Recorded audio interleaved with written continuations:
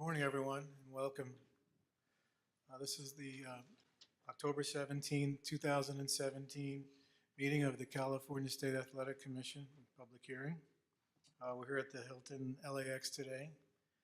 We're constantly looking for ways to attract and make it more convenient for folks to attend, so we'll keep trying till we get it just perfect, right? That's going to take a while, I think. I would like to call the meeting to order. And why don't we start with the Pledge of Allegiance? Commissioner Ayala, would you mind leading us in the pledge of flag? Oh, great, thank you. Sure, please help me salute our flag. Ready?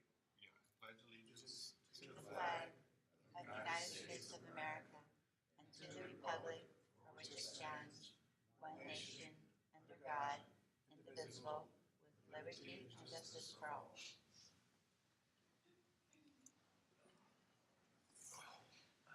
Mr. Foster, would you please call the roll so we can establish our quorum?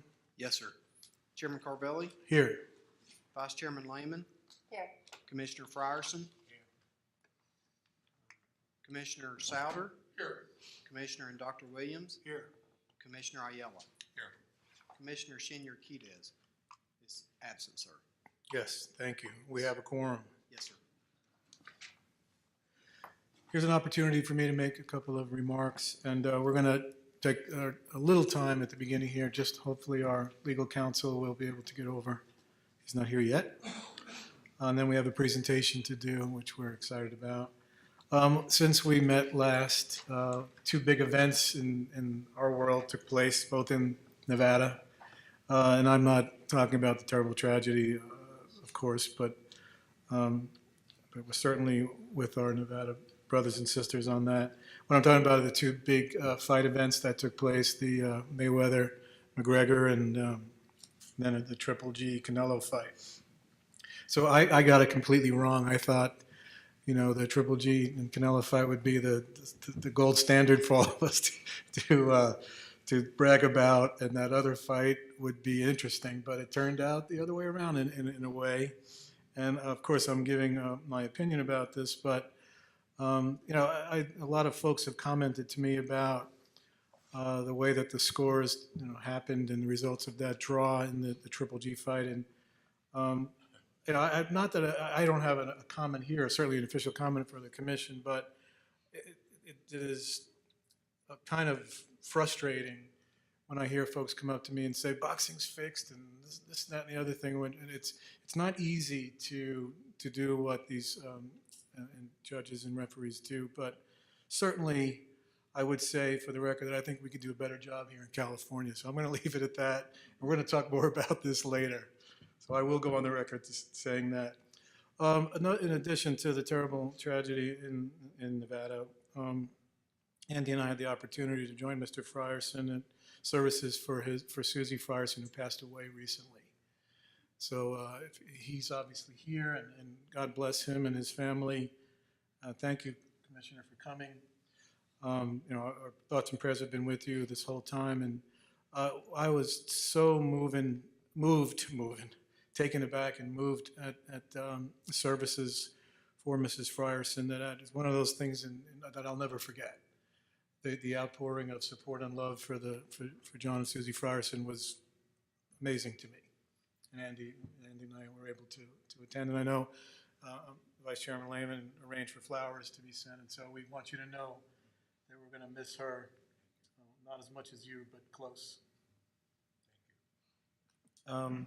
With that, I would like to, maybe we could move into the item number 4.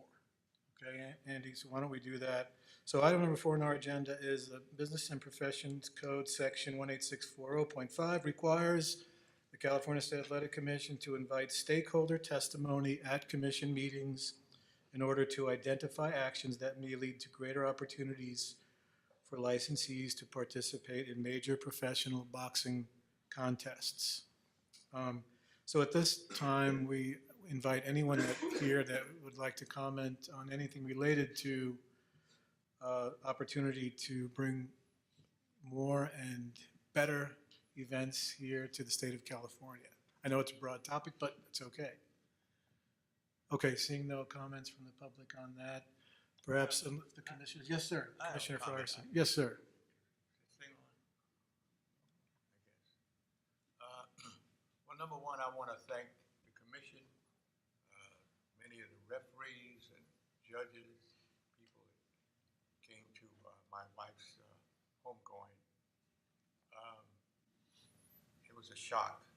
Well, she's been sick a while, but you know, after 47 years, this is our 47th year. When you're with somebody, it really, really painful. And but I do want to thank for the flowers, all the condolences, all the different things for this group, for her. A lot of people don't understand unless they read this obituary that I was not in public eye or political or anything else before her. She was the one. She pushed, just like most women do. She pushed and pushed and pushed.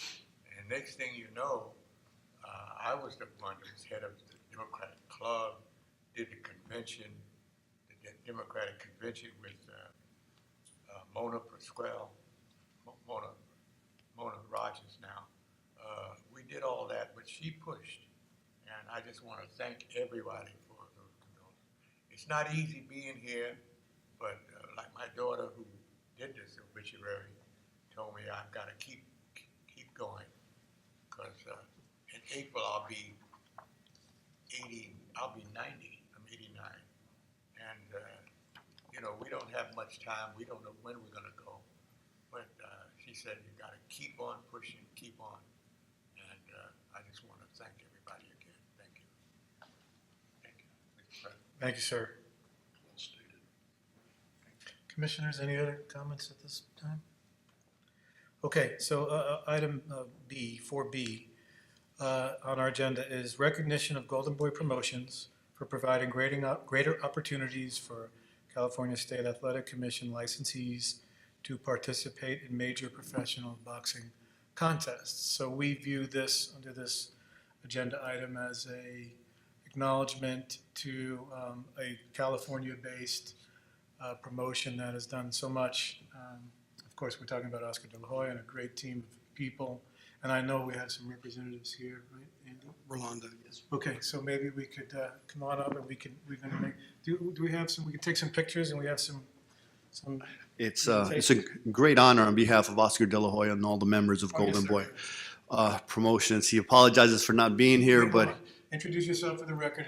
my name is Your involvement. Rolando Ariano, in-house counsel for Golden Boy Promotions. But we're putting on so many shows. We're all scattered throughout the United States and the world at times. And Oscar currently is in New York, other is in Tucson, another one's up in Verona, and I just recently returned, and I'm the one selected to come here and represent the company. And thank you. Thank you so much for coming. I wasn't gonna give you a chance, I wasn't gonna ignore you, but I wanted to grab these certificates. Don't go away. Yeah. Commissioner Ayala, I think you helped certainly arrange for this. Would you mind bringing it over, sending it to Rolando? This one is from DCA. Well, you want to explain it, sir? Sure, well, you want me to speak on the mic or? Yeah, maybe come in the center here.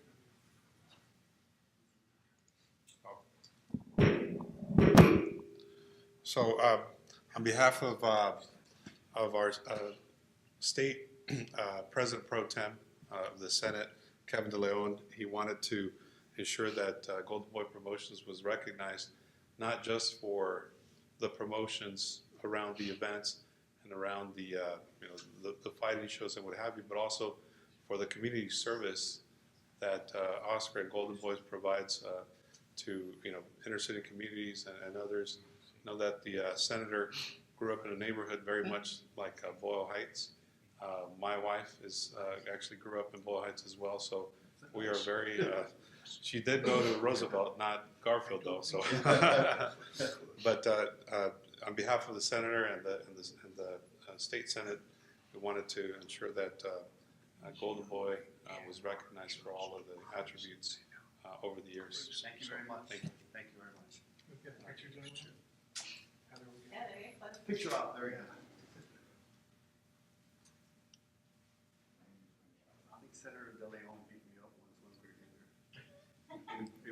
mics. This is being recorded, did you know that? Put that one here. Yeah. Vice Chairman Lehman has one for you. Awesome. Hi, this is a, well, go ahead and make it, but I have to send it, I'm short. Okay. This is our certificate of appreciation from the DCA, Department of Consumer Affairs, and CSAC. And I actually am a former boxer, and I boxed on Oscar de la Hoya's cards. And I think my last fight at the San Diego Sports Arena was on a Golden Boy promotion. And so I have a great place in my heart. I believe, when she was a matchmaker, yeah, it's like full circle. It's a big little conspiracy going on here, huh? Oh, Yeah. right, yeah, so, and I loved going to the fights and seeing all the great things that you're doing for California and the integrity that you bring to the sport, which we really appreciate. Thank you very much. Okay. Okay. Photo. Send us the mic, Eric. Awesome. Okay, thank you. One more. And one more. Andy Leach. Yes. So this one is from the Speaker of the Assembly. So you have the Senate President, the Speaker, and the Administration. So all Right. covered all the various houses of government for you. So this is from Speaker Rendon, that's for you guys. And congratulations for a Thank you very much. very impressive Thank you. organization. Honor and privilege. It's been an honor to be seen around you guys and watch the events and the things that you all do. And so, Andy, if you want to add anything? I talk with your matchmakers Every day. Certainly enjoy it. Sometimes on the good terms, sometimes on the bad terms. We have a good regulator. Yeah. Relationship. Yeah, that's good. 'Cause I hear you on the speakerphone. Thank you. I was gonna Wait a minute, I imitate turned the around, accent sorry. here, but I'll leave it. Yeah. Thank you, guys. Okay, more events. This means more events. Yeah, more events. Thank you very much.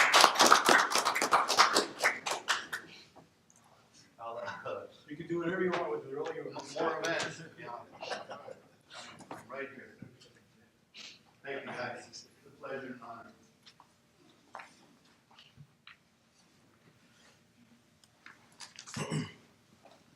Okay. Well, it's 10:20 and no Gary. No, sir. Okay. Well, I don't know, if there anything that we need, we can certainly move things around, and so we'll keep moving along. So we're going to go to item number 3, agenda item number 3, which would be the approval of the August 15, 2017 commission meeting minutes. Mr. Foster, do you have tab number 3? Yes, sir. So, do you have any comments? Mr. Chairman, Commissioner Shin Yurkita has sent me a comment last night Yes, sir. that she would like added for the record. Under the delegated entities, she would like added, I would like there to be mentioned that I requested once again that USA Boxing send a delegate from Colorado Springs to advise us what the state of affairs is with their organization, particularly with the Olympics coming to Los Angeles and with many issues going on with AIBA. Joe Zanders often comes to our meetings, but he acknowledges he can only speak for Southern California. Any problems with that addition, commissioners?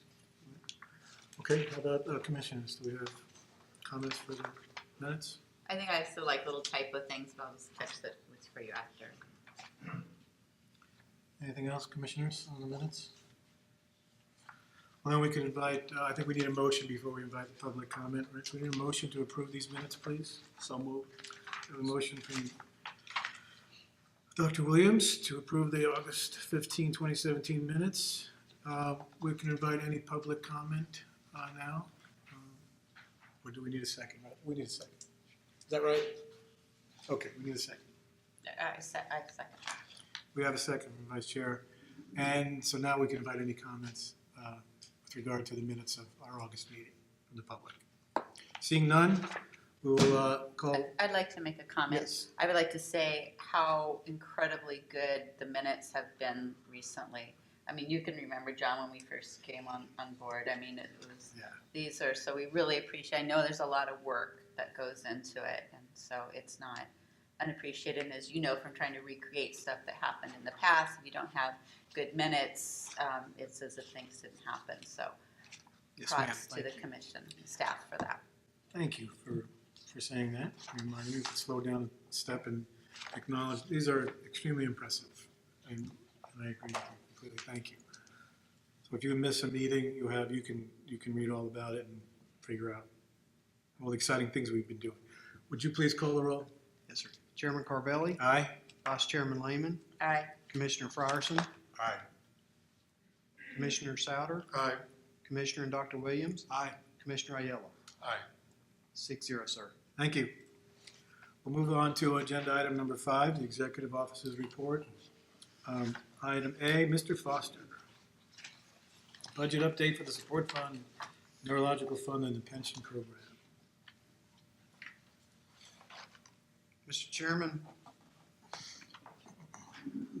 I have just to be as up-to-date as possible with the commission, I have the revenue numbers from this morning, okay? As of this morning,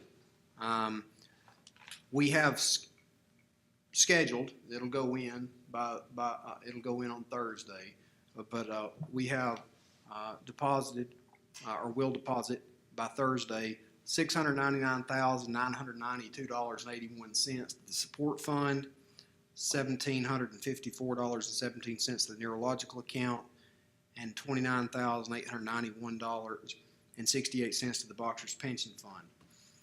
Would you like to explain why you're reading those numbers to us, please? I am, sir. I would like to explain that. Sir, the DCA, and this is no fault to the Department of Consumer Affairs whatsoever, but the state has mandated a switch to a new accounting system called Fiscal, and it's having some problems. And the transition has been tough, and I'm sure you all remember the old CalSTARS reports that you received. While they weren't the most friendly thing to read, there were a budget report and you could get information from them. We've not had a budget report this fiscal year yet, not one. All I have is revenue numbers. Now I have a pretty good idea on where some of the commission's expenses are. Certainly things that are fairly straightforward, like salaries and rent. But what I'm not able to project is it's a little difficult to track.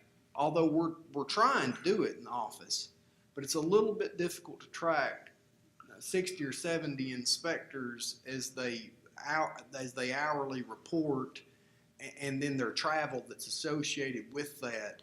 And we had always relied on the budget reports to provide us what they were spending, but we don't have that, and we're trying to make do. But until I get that first budget report, I can provide revenue numbers, and I can say this reasonably certain that our revenue exceeds our expenses right now. I can say that for sure, okay? I just don't know how much. I have an idea, but I don't even want to say it out loud. Well, okay, and the reason you're pointing out that the DCA is not responsible for this is because they're in the same predicament. They are, and there's a lot of good people at the department working weekends and working long hours to try to rectify this situation. But, they knew I had a commission meeting. My budget analyst knew we had a commission meeting coming up, and I called them. I said, do you have fiscal month 1? Do you at least have that I can provide? Nothing. And they're trying to get it fixed. But I do think it's tough in some respects for any agency in the department. If they don't have a budget update and we're in October, if it doesn't come out pretty soon, I think it's certainly with the commission, because our revenue and expenditures are not as stable as the other entities within the department. If you're getting 80 to 90% of your revenue from license fees, whereas we're the other side, we're getting 80 to 90% of our revenue from gate fees, which depends on if you're having events or not. Mhm. Mhm. Okay. If you can just continue I appreciate your best efforts to have that general sense of, our revenue exceeds our expenditures. and that kind of comfort or ballpark is, I appreciate your best efforts, Yeah. and if you could continue. Thank you. Thank you, ma'am. Any questions or comments about that, commissioners? So you have bags of money in the commission office, you're just counting dollars, is that? Well, we don't take cash anymore. And, That was a joke. yeah, and we That deposit, was a joke. well, as you know from my reports, we deposit every week unless there's some kind of reason not to, and it has to be a good reason. I don't allow, even if it's a small deposit, I get the staff to deposit it. There's occasionally a good reason, but I don't exceed the 10 days in the state manual. Has anyone said to you when they have an idea of when they might be able to produce some paper on this? They don't know, sir. They don't know. They were hoping I would have it by this meeting. But then I heard they don't know, sir. Okay, I'm sure you'll let us know when you hear something. You'll be the first to know. Thank you. Okay, The report on the proposed regulations, payment of contestants, it was submitted on 10/31 on Halloween of last year. And what I can tell you is there has been movement on that. Mr. Duke has compiled, in fact, I was in his office last week, he's compiled a lot of information to support this regulation package. A lot of scholarly articles, and there's not a lot of scholarly articles because most of them deal with the more high-end boxers and like the big amount of money. But there was one that kind of dealt with, but even it said it's just was most boxers make from this amount to even as little as $200 a round, and that was in one article. And as the commission knows, this regulation that the commission passed is not even $200 a round. It's just a minimum purse of $100 a round. So $400 for a 4-rounder, which just to provide a little context on this, I arbitrated a contract yesterday with the Attorney General's office, and one of the problems was the last bout was in Texas, but the fighter had been paid $1. So it's difficult to pay management fees of 30% when the fighter received $1. I mean, it's 30 cents. It's easy to figure up, but that's not really good for the sport in general, in my view. So Mr. Duke has been working on that, and if he was here, he could explain more about where he's at in the process, but this is starting to move in the department. okay. If and when he comes, I guess if we want, we can ask him. The report for amateur kickboxing with the headgear, Heather did a section 100 change, and it was submitted to OAL on September the 20th. And because the regulations is inconsistent with the Business and Professions Code, we've changed it, we fixed it. And because of this inconsistency, this regulation falls within the Section 100 changes, which is a simple procedure, and it should be done soon. So that one's really fast. And then the examination of boxer applicants was submitted to DCA for review and approval on 8/29/17, which that might be last August, but that's a fairly recent submission, so I'm not expecting a ton of movement on that just yet. But I know for a fact that this payment of contestants is moving now because I was in Gary's office last week. Yes. I know you guys have been really busy. Are we no longer including those diagrams of where our proposed regs are in the process? Remember previously, we used to have those? Yes, ma'am, that'll be in there next time. Okay. Yes, ma'am.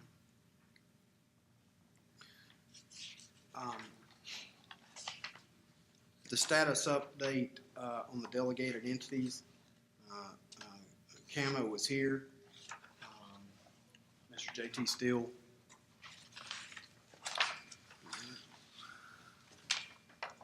Good morning. Mr. Chairman, Executive Officer. It's great to be here. First, on behalf of CAMO, we'd like to express our sincerest condolences to Chairman Frierson. He's been a supporter of amateur MMA, so is his wife, since the inception almost 10 years ago. Our thoughts and prayers are with you and your family.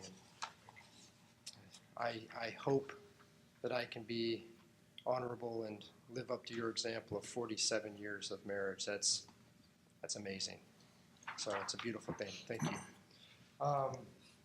As far as an update at CAMO, we didn't have a lot in the way of updates. I can briefly go over some of the things that we provided you. We are going to focus on, throughout the end of our year this year, on training of our officials, our lead inspectors.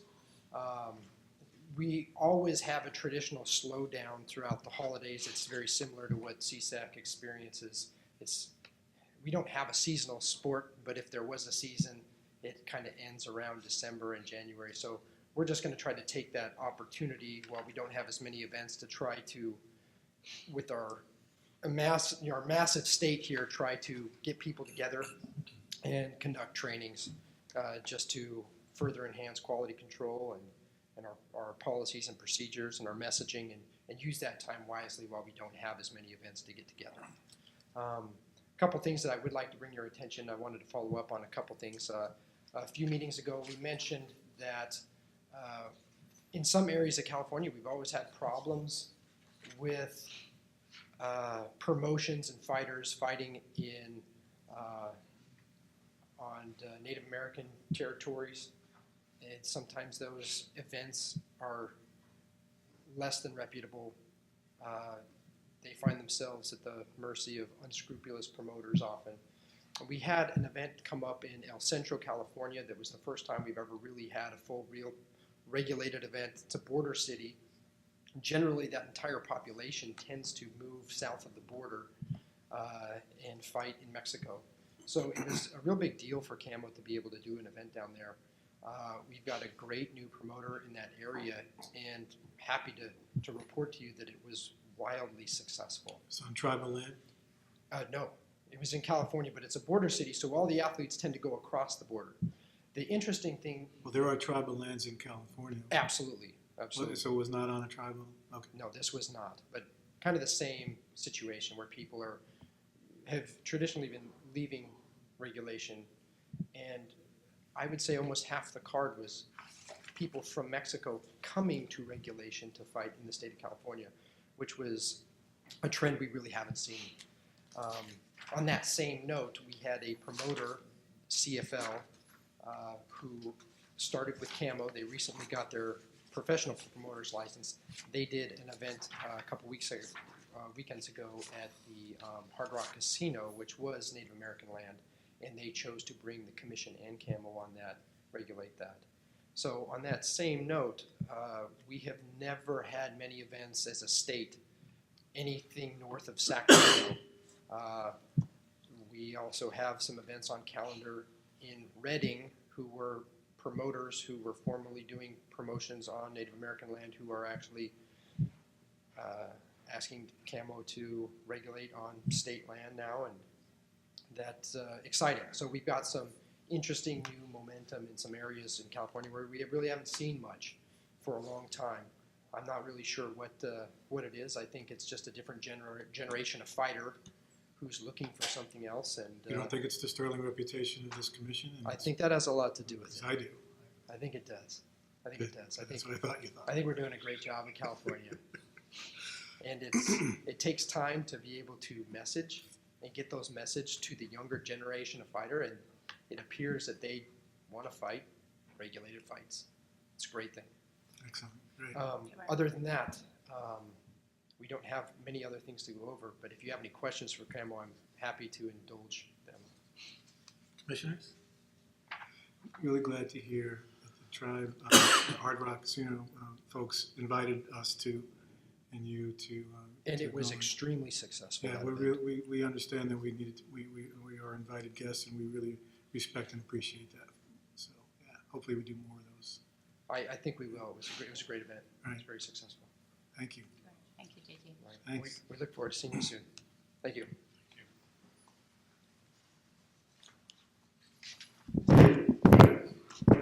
Thank you. Andy? Somebody's paying attention. Mr. Chairman, USA Boxing, I don't see a representative at USA Boxing, from USA Boxing here. I would point out, I don't want to say more than it's in the letter that they provided. But They did or did not? I don't want to say more than that's in the letter that they provided. Oh, they did, okay, yeah, Um, it's here. Regarding Mr. Ray Corona, who is a commission licensee.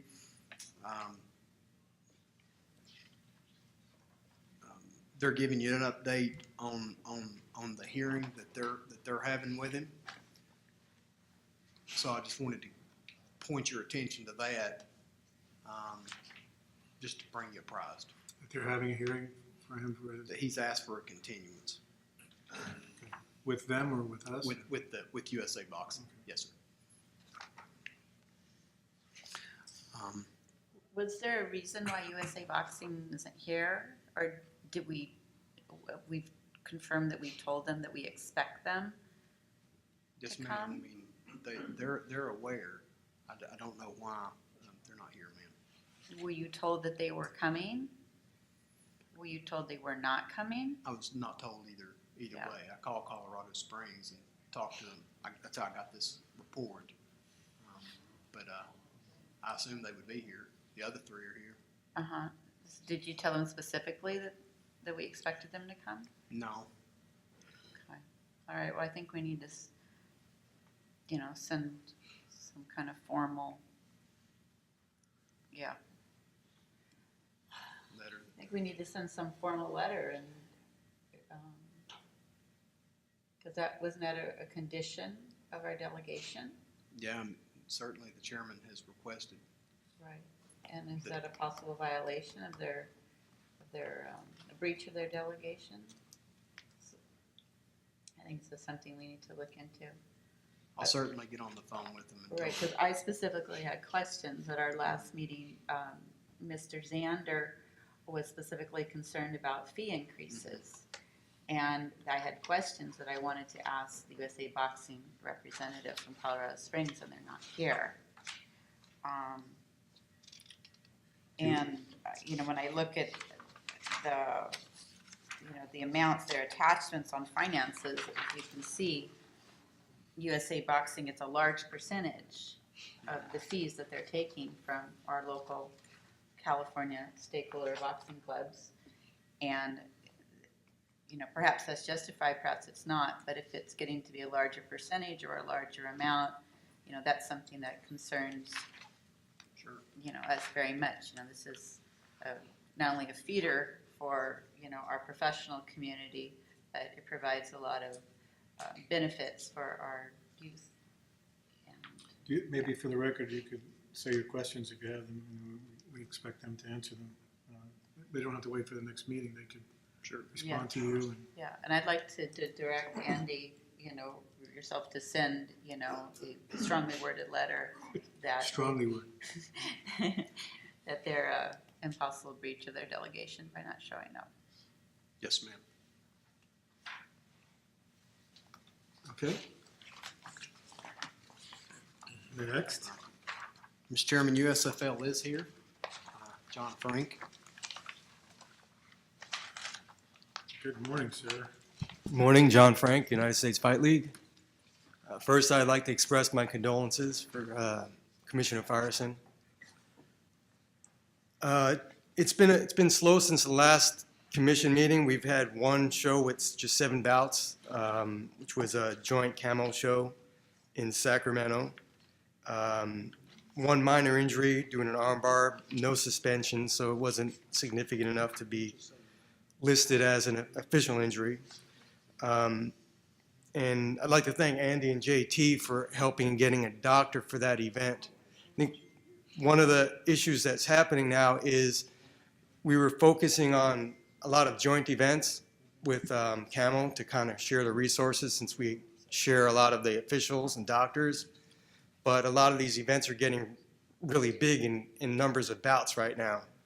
So when they add the kids to these big adult cards, a lot of the doctors are reluctant to work them because they don't want to be there all day. And I know that was the case in this last one, and I know that both Andy and JT helped persuade the doctor to stick around a little bit longer. So appreciate that from both you guys.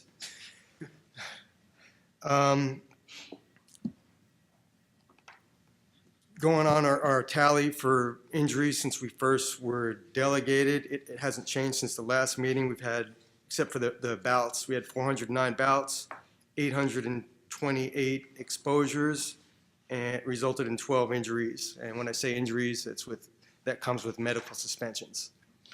And the list of injuries, it didn't change from the last commission meeting. I can articulate them, but if you'd like, but it remains the same. Okay. I have a question for you. So you brought up an issue. So you have a challenge of, there's a lot more bouts happening at these events. You have a challenge of keeping officials because they're there for several hours. So what are we doing about that? If anything, have you notified Andy? Have you talked to JT? Do we have a plan for that? Well, the main issue is just trying to find doctors, and we're searching. I think some of the newer doctors that have been approached, they're not exactly sure what their personal liability is. I don't know if there's literature or something that maybe we can develop to recruit doctors and tell them that what their liabilities actually are and are not when they serve for a sanctioning organization. Okay. I know, John, that we do have information about that. It's not the first time we've heard about this issue, and I know Andy can help you with that. So if you could reach out to him, he can inform you. Definitely will. Absolutely. But you're talking about medical malpractice issues and other issues like that, yeah. But certainly we've talked about this stuff, yeah. And then the other general issue is just that the doctors don't really understand what the USFL does. They assume it's going to be kids UFC, and they don't want to, just the thought of it, they don't want to be part of it. And like I've said in the past, we've had some primary care physicians of the actual kids refuse to do their physicals because it says they're fighting. So I think for that, it's just an ongoing, just getting the word out.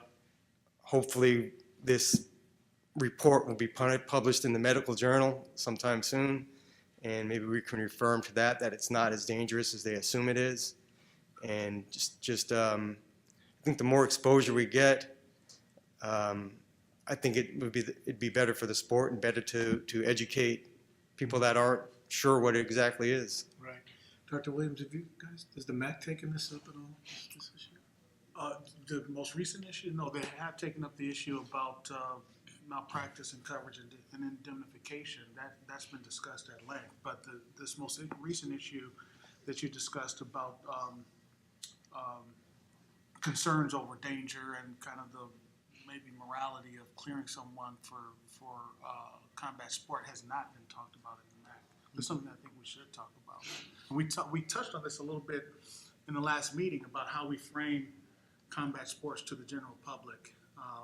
And so there's a lot of things that I think we can discuss relative to, the benefits of sport, the benefit of exercise, the ability to combat obesity and sedentary lifestyle, the improvements in time management and overcoming adversity and physical fitness and all the other things that we know go along with participating in sport and exercise.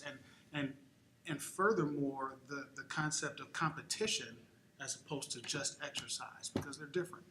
And so they have different benefits. And these are the kinds of things I think we need to promote and discuss. And safety-driven, regulated competition. Exactly. Right. So perhaps you could work with Andy and Dr. Williams and Next Medical Advisory.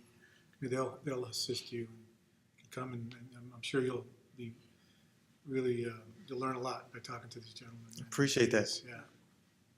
You have a great MAC that's been constituted by Dr. Williams, so that'd be good, John.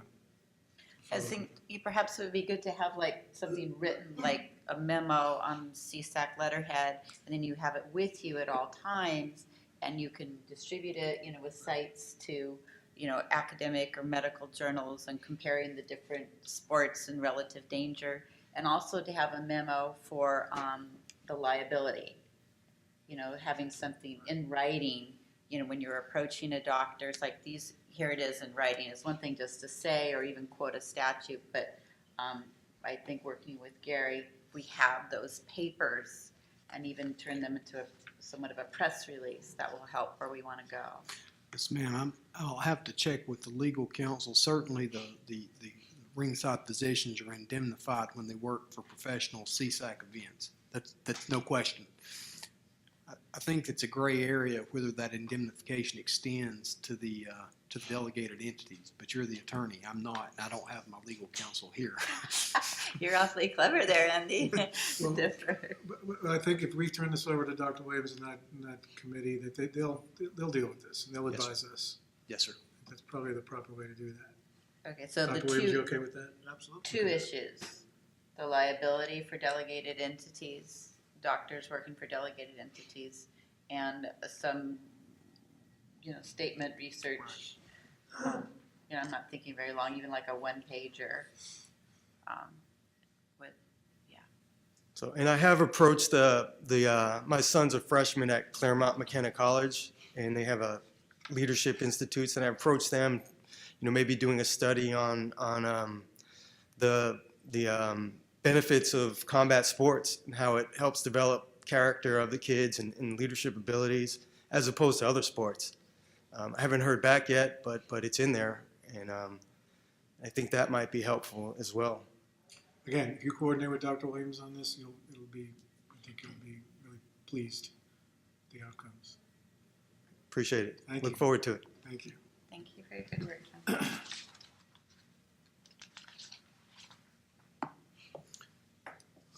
Mr. Chairman, Steve Fossum from the IKF is next in this report. Good morning.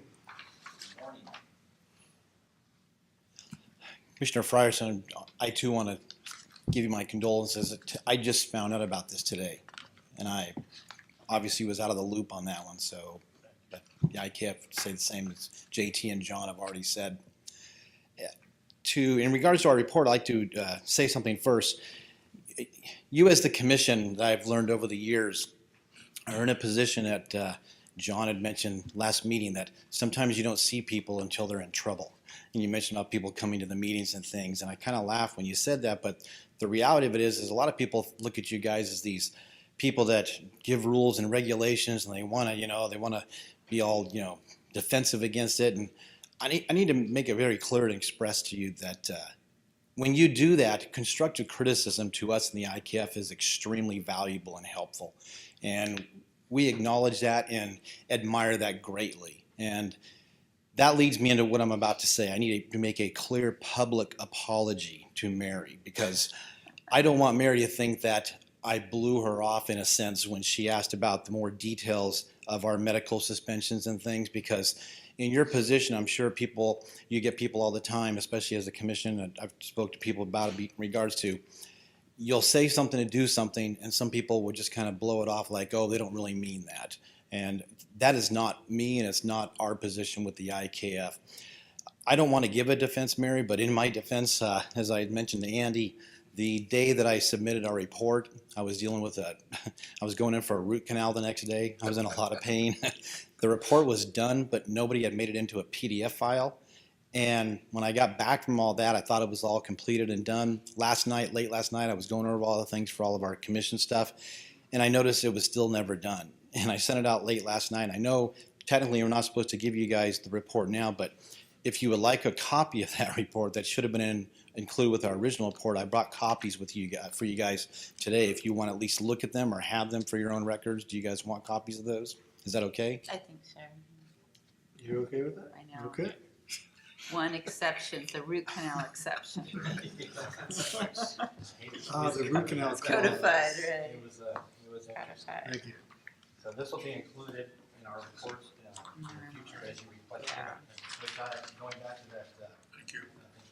Constructive criticism about what you guys do is you make everybody better, and no one acknowledges that. They always acknowledge about, oh my gosh, more regulation, more this. But the reality of it is, I don't care if it's us Camo or John with Pancration, you've made the amateur sports in California extremely better, more detailed because of your request. And you and Martha, and had a lot of people all the time say, "Oh, you must not like Martha." It's not that I don't like. The thing is people don't understand when you get someone telling you to do something, you need to look at the reason they're telling you to do that. It's not to be picked on; it's to improve us, and We're that's okay. Let's zero in. where we are. So. Zero in, Steve. Come on. Anyway, so that's our detailed report in regards to medical suspensions. If there's anything you want me to add to that, please reach out and let us know. We can detail that even more in regards to different issues about those suspensions, things that were cleared. Some of those that were, say, the longer suspensions, I think the majority of those were ended up being cleared by x-rays or doctor's notes, physician's comments, and things such as that. Some of the events that we have that are both pro and amateur events, sometimes we don't get the additional details from the doctors working the professional events that we do with our doctors working the amateur events, because I guess they're just sometimes too busy working the pro side that they don't go into detail with some of the injuries and things.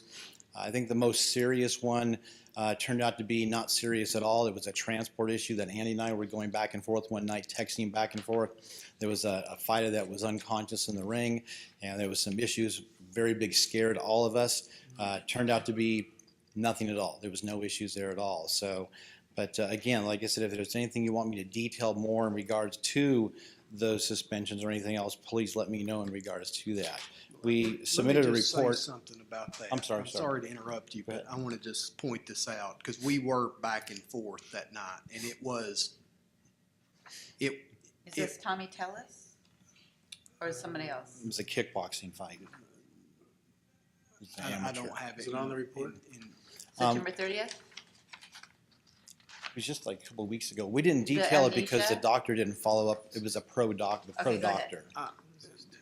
But we were back and forth with each other on this particular issue, and this was a pro-am event, and I do think that the level of communication that we had that night is entirely appropriate in this instance. It was late, wasn't it, Steve? Real late. Yeah, we were both going back with Was it our midnight? officials and CSAC officials. Seems like it was midnight. It might have been later than that, but it was late. And we had checked up on the fighter all the way until he got to USC, to where he went in, and when he was medically cleared. And then I remember the last text was like, "He's good. He's been released. Good night." I think that was the Whatever. Dennis Warner event, It if I remember was. right. And we don't have to mention the fighter's name. Yeah. But it was a you know, and just because I always think of what Commissioner Souter had us write and had us put together, which was a very good plan, is when those things like that happen, the first thing I turn to is that catastrophic incident plan. So I know I'm getting it ready for the chairman, I'm getting ready for public affairs, I'm getting it ready for the AG, just in case, okay? But luckily, it turned out to be okay, and it was just a bad concussion was what it ended up being. But you don't know until you know. So I thought the level of communication was good. Yeah, it was good that we communicated back and forth and just through text, through actual conversations on the phone, and with our officials that were at the event, going back and forth with what the transport was doing with the ambulance, where they were taking them, a follow-up with the actual doctors at the medical clinic and all that kind of stuff, so which was really good. So Were you specifically following the catastrophic incident plan?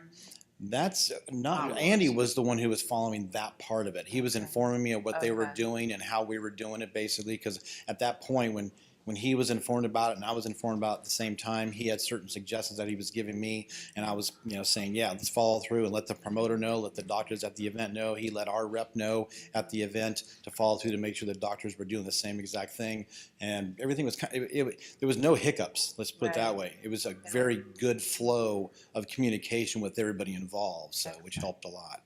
What's the trigger when people call you, Andy? Well, Is that, I'm just going to be, I'm just going to be very direct with you. I talked with the doctor. The question I asked was, is he going to live? Okay? Because I need to know how bad this is. Okay? And if you hear, yeah, he's going to be fine, then I can kind of relax a little bit or whatever.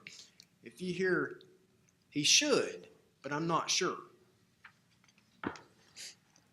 then that's when you pull out the book and you start getting, getting ready or whatever. And that was sort of, and I don't want to say one way or another the way this particular case went. I'm just saying that's basically, I talk to the doctor as soon as they're able to talk to, because once I'm informed, which is usually pretty quick, they're working on the fighter. So, but is there a specific, a line or trigger where if an incident happened, it's severe enough that they call you? What is that trigger? Yeah, I get called on every single transport. Okay, so The it's a first- transport issue. Or Well, notified. not only that, the first notification I got was was from our rep. And I think I got mine before I talked to Andy. And I was told that this fighter's unconscious, the doctor's looking at it very seriously. And I think right after that, within minutes, is when I got a call or a text from Andy. And he asked the same exact question. What did you find out? Is he going to live? And we had not elevated it, on a sensory perception of what that was at that point. But we were thinking, is this a worst case scenario? And with that, I had our rep go back to the other doctor who was not directly with that fighter and start asking some more questions, because Andy was asking me questions that I wasn't sure of. We both were kind of, in the unknown, you might say, because I think at the time, I think it was Derek, if I remember right, was unable to get a hold of Andy. So we were going through our rep to try to facilitate those answers. So Andy and I were left out in the dark, basically. So. Yeah, I guess my concern is that, is there a bright line rule when you are contacted? Or it's like, the rep or the person is running the show and, When they know there's a someone's transport. busy, is nauseous. My concern is that you guys, if no one's called or supervising, what is that line where you're called? Yes, ma'am. If it's a when they're transport for us. transported. Yeah. Only transport. Well, if our rep sees us serious, they know to call us right away, to let us know right away what's going on. But the biggest trigger is the fact that we're taking this fighter to the hospital. And that's the doctor's call. Yeah, and I mean, obviously, if it's a real bad knockout, I'll get notified. But every time in California, to the commission's credit, is ambulance happy, and I say that in a good way because we use them a lot. And a lot of times, they'll say precautionary. Okay, we're just going to get a scan. But if it's a real evac protocol, we had one up in San Jose. Luckily, I was there, so I knew exactly where things were going with that, and we followed that one. But if there's a real evac protocol, rest assured, I'd say I'll know just about every time, unless I'm away from my phone, which I almost never am. And shortly, I'm going to know, and I'm going to keep the commissioners informed per the plan. Good work for communicating. Yes. Nice. And I would just point this out, the committee, I'm sure you read this in the thing, since the commission delegated amateur kickboxing to the IKF, 170 events. 170. Which is more now because there's, I think, 4 more added. I think last night I added the other. On the 7th, we had events that weekend. The report was done before we got the stats for that event, the report that's in the actual commission report. But if you notice on the medical part, there's, I think, 4 more events added to that because we had events that weekend that we had not gotten all the reports in. So last night, before I sent that last report off to John and Andy, I had added those on to the medical part of that report. So the name of the event was 8 Limbs Fight? That's the name of the promotional company. They call themselves 8 Limbs? Yeah. Yes, if that's a Muay Thai term, sir. Okay, right. Yeah. Elbows and knees. Right. I want to discuss with you about sharing this detailed report with the public. I am not sure, Dr. Williams is also not sure about, we have the right to review these.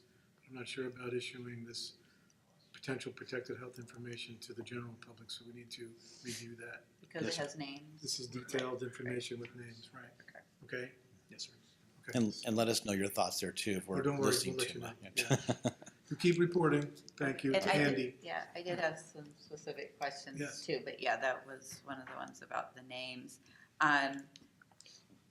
This is your first time, so thank you. There's a lot of detail. I'm not giving you too much details, but that's a good thing to err on. I noticed in the first box, it just says medical suspension, but in the first five, it doesn't say why.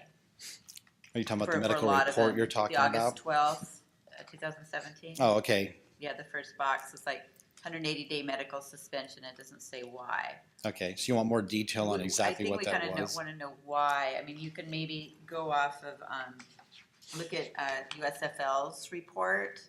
Yeah. And, it's, the kind of the common things, for TKO, just, the standard 30-45. Maybe we need to know, but we want to know like the fractures. We want to know, the concussions, amnesia. Yeah. And one of the things I thought about adding on there also, which I didn't notice till this morning when I was flying down, is if we had a transport, we should have a box on the side of that report that says either Okay. yes or no, if it was a transport, or if a yes or no, if that fighter was cleared, for example. A lot of the 180 ones are suspicions of our doctors that there might be a broken bone or further injury. Okay. And like Andy said, our doctors are very, well, I don't want to use the word ambulance happy, but they're very, they don't hesitate for a suspension to make sure that we're covered. And we always, if it's a long suspension, we always allow the fighter an opportunity to shorten that suspension as long as he's cleared or she's cleared by a medical report, x-ray, or whatever has to be done to get that Right. clearance. Okay, that sounds good. Yeah, you're doing a good job, and this is just, our role is oversight, to just confirm. And I be think able it's a to great tell the idea to add public to it. Yeah, that thank you you. have oversight. And then I noticed that there was, a fighter was taking prednisone. That was on an in-gym training event, if I remember right. Is October, that- October 7th. Yeah, that was like a sparring gym, a sparring Oh, session. again, Jim Sparring. Yeah. Okay. And we had a conversation with our doctor in regards to that.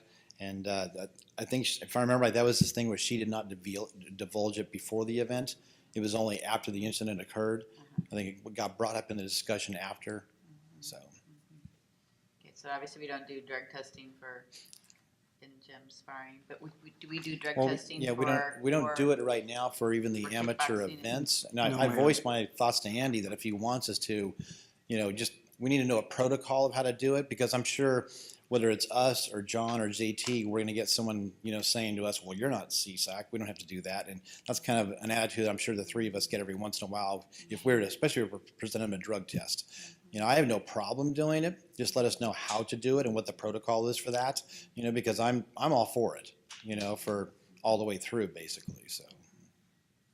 Do you have thoughts, Andy, about drug testing in our amateurs, or is that a problem, or use it on your radar, or?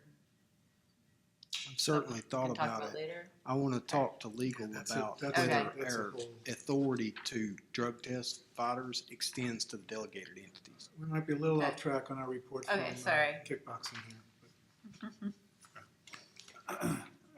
Okay, so you got it, and we'll work with you about the form of the report, but we appreciate it. Yeah, and then like you said, if you think we should leave out the name of the We'll get back fighters. to you on that. Yeah. Okay. Let's not throw that out today, Okay. level of detail, but thank you. Anything else from anybody? Thanks, Nothing? Steve. Thank you. Andy? Mr. Chairman, on this particular section of my report, I've been told that we have public comment Okay. from USA Boxing section. Yeah, we're going to invite public comment. We can do that now if you'd like. Sure. Yes, sir, and with your permission, sir, I've been texted by the department. They're trying to get us legal counsel, and there's a number I need to call. If you, after public comment, if we could take a break so I could make that call to get us legal counsel, they've asked that we call in. Where is Mr. Duke? Do you know? I don't know, sir. Okay. So we can invite public comment on the items that we've covered under Executive Officer's report, which would be A and B and C. So please state your name for the record, sir. Sure. My name is Tony Collins Cifuentes. I'm here with my sister Sandy. I don't represent USA Boxing. I'm just a member. I'm the founder and the head coach of the Highlanders Boxing Club program. We have a gym in Highland, and we also have an accredited school in Where is it? India. We have a gym in the city of Highland that's kind of Highland, by San yes. Bernardino. Yes, sir. So that traffic was awesome today. Well, But welcome, thank you. Thank you for so we coming. have a gym in Highland, and we also have an accredited school in Indio, and it's also a boxing gym. So the reason why we're here, we just wanted to, thank you guys for allowing us to come up here and speak and stuff. I think you guys are doing an awesome job, but there's some concerns of ours with USA Boxing because I'm an ex-fighter, and then also, I train kids, we teach them discipline, the whole 9 yards about boxing and so forth. But the most important thing is we're trying to look into the future and trying to establish some more gains, out of amateur boxing. But there was some kind of hurdles that we had to take, and we thought that there was going to be, we were encouraged to come here from USA Boxing, so we came, and there was a couple of hurdles that because we're putting on an event, and our biggest thing was talking about the fees, and this is something that just was brought up to us like it was kind of like a left hook. We didn't know about it. You know what I mean? So it was kind of like, what's happening here? I've been having shows Did and you have trouble with the left hook there? sometimes, Totally. it's sometimes, but the problem was that the fees. We've been having successful events for the past 15 years, and we thought that the sanction fee was, it would be on the website. You pay the sanction fee. Kids come out, the doctors, everyone's involved. And for whatever reason, we were told that the sanction fee went up to $1,500 from I think it was $328, and it's been like that for a long time now. In addition, No, the sanction fee that we paid was 327. yeah, 327. And then we were told by USA, the national office, that we owed another additional 1,500. Yeah. On top of that. Yeah. So then we were pending. When did this happen? This Recently? just happened recently. Yeah. We just got it approved Yeah. like about a It's week ago. it's been 2 months, so not only I've helped, I've volunteered with officiating, I've done an official, I've fought, I've done it all. Right. Now we're trying to get into we're in the process right now of getting our actually promoter license to start having pro-ams and pro events. So that's the next process. So we just want to make sure that in any aspect with boxing, we're in it, and we're just making it a better place for the kids and trying to, make a big congregation. But this was just something that was brought up, and it was just like, wow, how did this happen? It was like, it wasn't, there was no kind of paperwork. There was no kind of, they didn't let us know ahead of time. Who contacted you? No one did. We just paid the fee, and everything was going great. You paid the 327. Yes, that was Who correct. contacted you about the additional 1,500? Well, that's. yeah. Okay, let's. I'll let my sister Yeah. say that It's part. okay. So yeah, so. So we paid the sanction fee just like normal and through the internet and all that, right? And then we kept getting pending approval of the event. And we thought, Tony says, this has never happened before. I said, pending approval. So I made a few calls over to the national office, and I tried to get hold of Mike Menefee, the director there, and I left several emails asking what's going on. Absolutely no response. Then I finally got hold of Lynette, who was the member services director, and then she says, well, I really don't know what's going on either. So I thought, oh, great. Okay, so anyways, so I said, can you please, and then she says, what about going back to your LBC? So we talked to Joe Sanders. And then he says, well, did you pay the fee? We said, yes, but now they're asking for an additional $1,500 on top of that fee. And so he says, well, if you're gonna have to pay it, go ahead and pay it.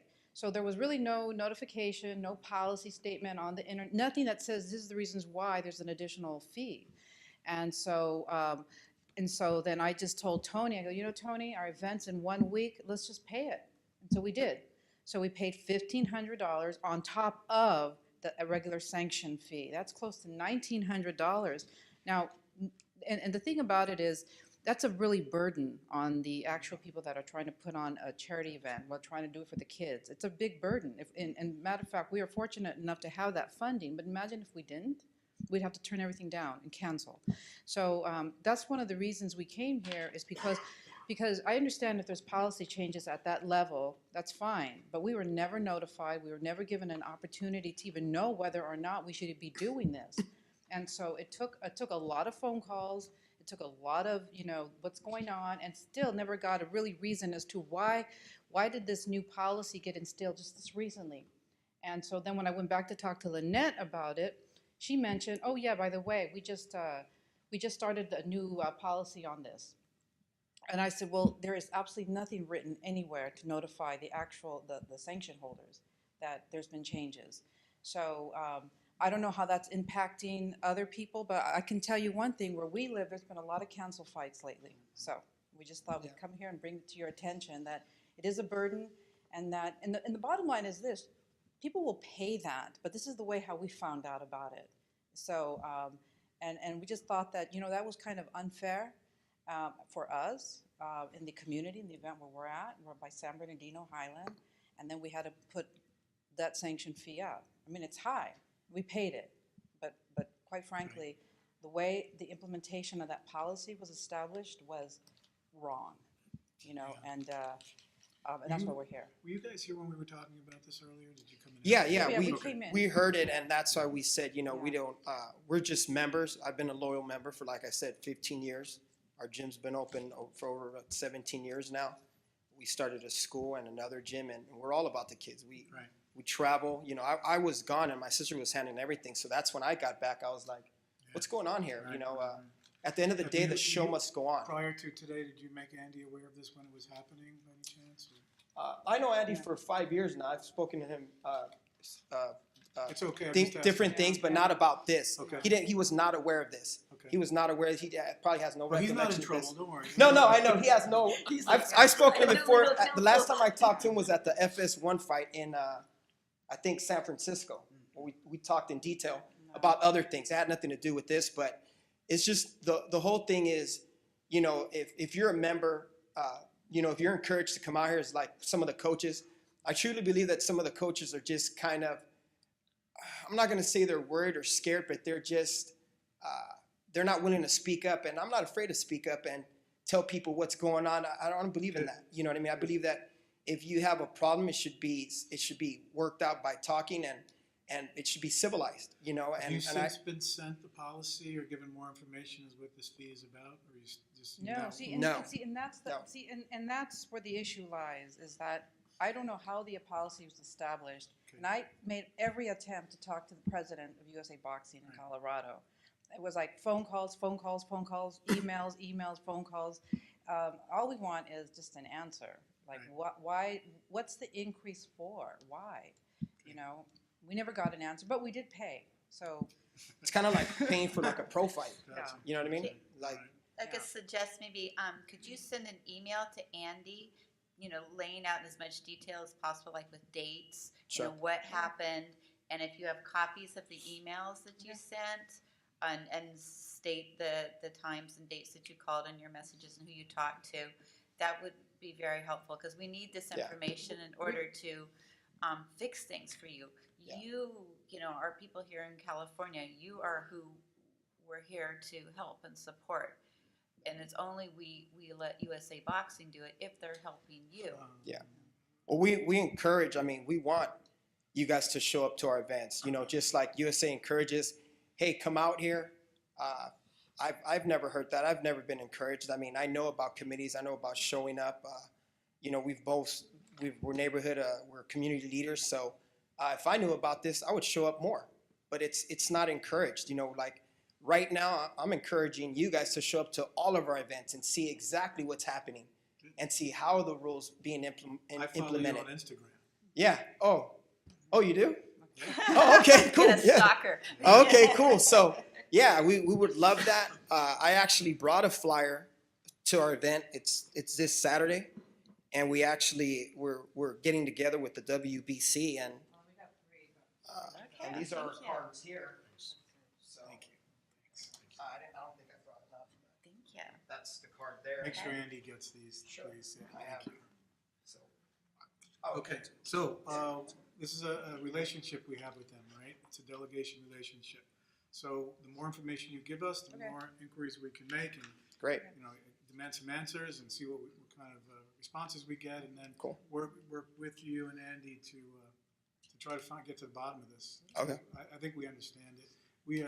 This is not a new issue, frankly, that has come up. Yeah. And you heard Mary talking about it earlier, which is Yeah. so good. Thank you again. Thank you. Thank Thank very you for much having us coming. up here and allowing us to talk. Thank you. Yeah, but Thank please stay in direct touch with Andy, provide as much information as possible. Anyone else on this matter? Okay, Andy, let's continue on item D, update on C3 Logics. Mr. Chairman, do you think there's enough time where I can call the department and talk to Oh, them you want about to take a break? legal counsel? Commissioners, do you have any issues with taking a 2-minute break?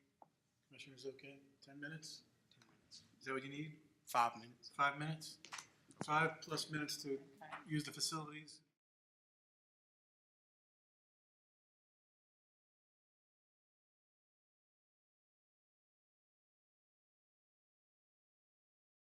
Call our meeting back to order, please. May we? We got a whole box. Lunch is coming in less than 30 minutes, Okay. commissioners. It's coming here to this room. We're not going to do that again where we get low blood sugar and start to go. Start to become unpleasant. Andy, what do we have arranged for our legal counsel? We have Spencer Walker here on my cell phone. He's on speakerphone, but he's watching the webcast, so he's seeing everything that's going on.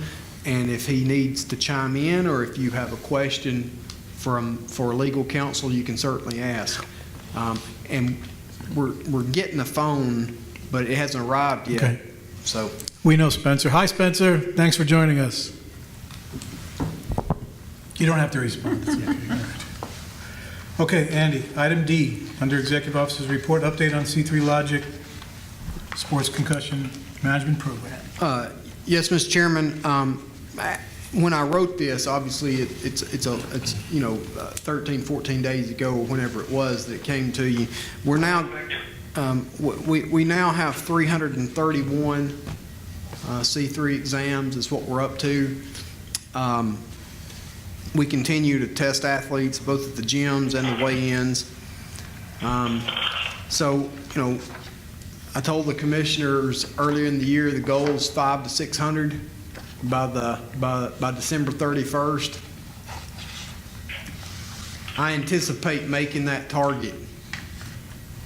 I mean, I know my time period, I know I'm tight, but we're going to do the best we can to make that target.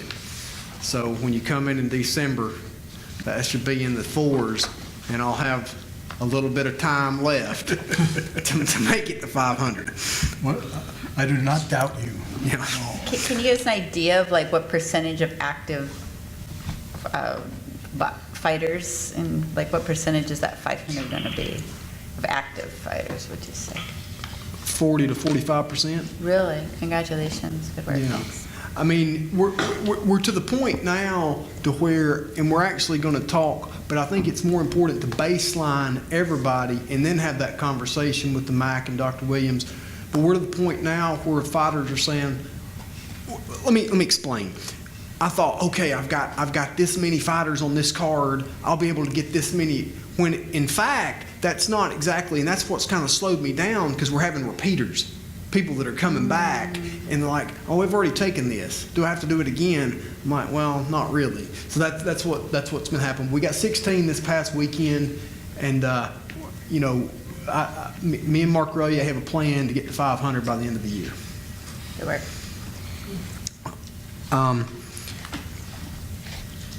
Letter E, update on CSAC 10-point plan to address severe dehydration and weight cutting in mixed martial arts. First of all, I'm so proud of this plan.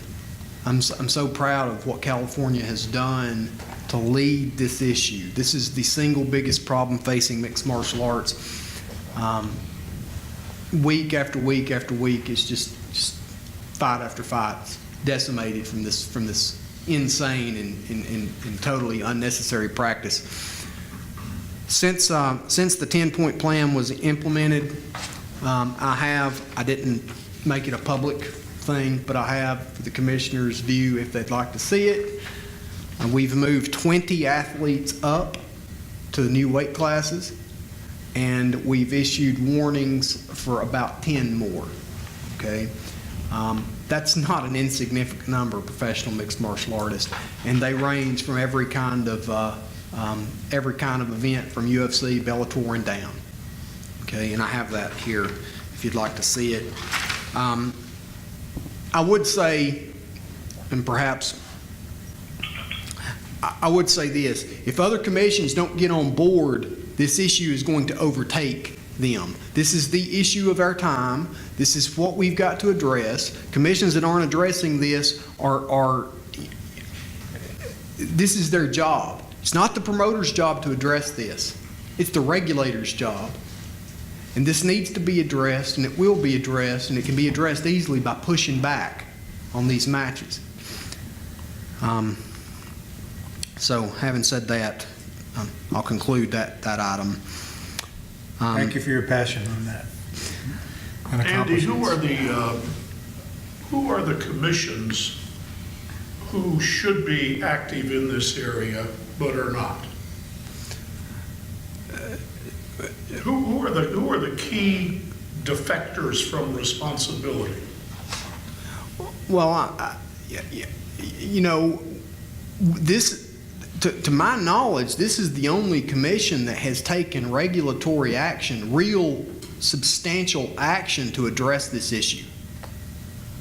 I understand that, but are any commissions out there considering it, wavering, curious? I think New York is certainly, I know New York is certainly looking at this plan really hard. Is there anything we can do to be of assistance? Yes, sir. I've spoken with their doctors once on a conference call about the plan. I've been speaking with their executive director about the plan, and I certainly believe that New York. I'm having good communication with them. What's the impediment in New York? Why aren't they just doing it? I think they're waiting to see how it works out with us, to be honest with you. I think they're waiting to see how it works. If we're losing fights, if the fighters don't like it, if X, Y, or Z happens, they're just waiting to see. And when do you think there'll be a definitive answer to that question for New York or for anyone else curious as to the effectiveness of this program? I think New York is going to act relatively soon, okay? I think for many commissions, not all the commissions, but for many commissions, it's going to take a high-profile athlete dying in a bathtub or a sauna. When that happens, everybody else is going to get on board. Is there anything, if New York performs as you anticipate, is there anything that we could do with New York to magnify an awareness of this situation? Or is that bad pool? No, I think it's great. I think getting it out there where two major states are out there doing the same thing is certainly noteworthy, and I think we should get it in the press and in the fighters' minds. Where's Nevada? Don't know, sir. I'm going to speak to Mr. Bennett this week or maybe next week about this and see where he's at with it. But I certainly think it needs to be addressed. Why don't you fly over and spend some time with him? Try and cajole him. That's better than a phone call. Sure. I plan to do that, sir. I will. I would be delighted if you did. I think you are a good messenger for the cause, and I think more direct personal contact would accelerate the process. Thank you, sir. Any other questions or comments about 10-point plan? I just wanted to say that, we watched the video that you sent us from the guy in Japan who could not walk or even stand up. They had to carry him off the stage. He cut so much weight, and he was allowed to fight, and it was terrible and incredible to watch. I don't know if is this something that we put on like our Facebook page or to educate people, or I don't know. We're certainly. I don't know. It's. Mark Raimondi had an excellent article on Sunday, and I think I sent to the commissioners, and I would echo this, and I'll ask Heather to make sure this is in the minutes. It should not be as dangerous or even more dangerous to get to compete as the competition itself. And I don't think any commission, and certainly we weren't ready for that, but we've adjusted. But I think it was difficult, and it's still difficult to get through regulators' heads that now part of the job is actually monitoring these. I've been called the weight police informally or whatever. We show up on Skype and we weigh these people. Yeah, it's a little bit inconvenient. It doesn't take but about 3 or 4 minutes out of their day. We're able to gauge. But you know what? They know we're watching. And I think that's them. We can't do it for everybody. It was too much. But for the big fights, and everybody's important. But let me tell you something. When you have a main event or a co-main event that gets dropped off because of this, and you all saw the article that I sent you on Thursday, at least in that press, what was it? Kevin Lee said he had 19 to lose in 24 hours. And he missed it on the first time. That's a lot.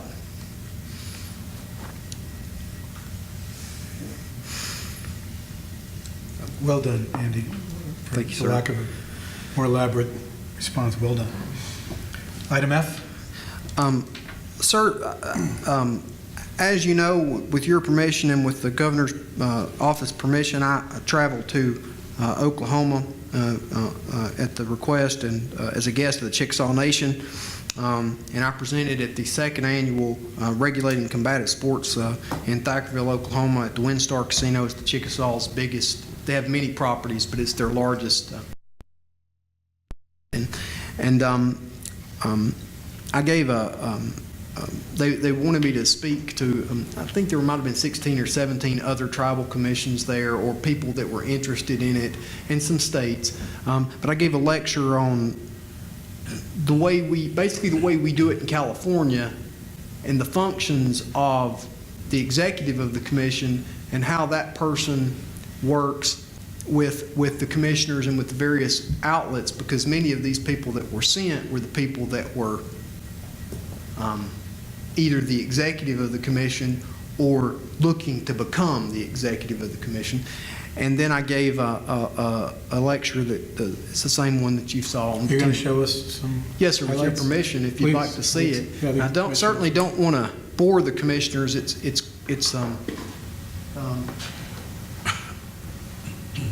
lengthy. Yes, sir. You know, Andy. Yes, sir. I think Van and I spoke to you once before about this, and that is being in touch with Lance. And now we have another guy who writes a lot about boxing, and that's Mr. Hernandez. And we suggested that you sort of contact those guys, and just like going to the Oklahoma, just drop, in other words, just drop a pebble in the water and see how it goes. You know, but they do boxing and they tell you the schedules. For something like that, they need to know and need to drop it, you know.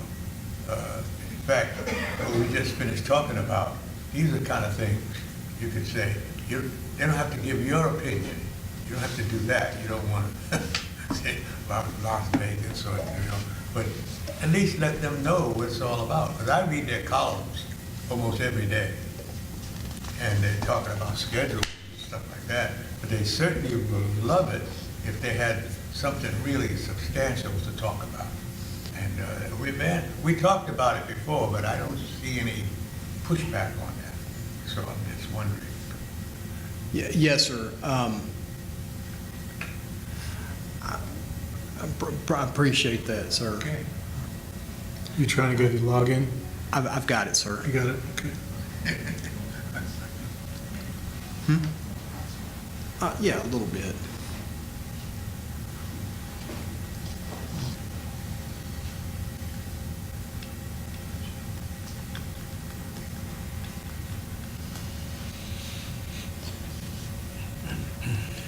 Okay, now, sir, I'm gonna move rather quickly through this, because I certainly don't want to waste the commissioner's time, but if there's anything you'd like to know, like a question, or please just stop me, because I spoke for almost 4 hours. Wow. It was the entire afternoon session, so I had to, it's a lot of slides. Yeah. This is the first part, is what the executives do in the commission. Is one thing that we work with is the promoters. Everybody knows about that. And we have 3 different kind of promoters: kickboxing, boxing, and mixed martial arts.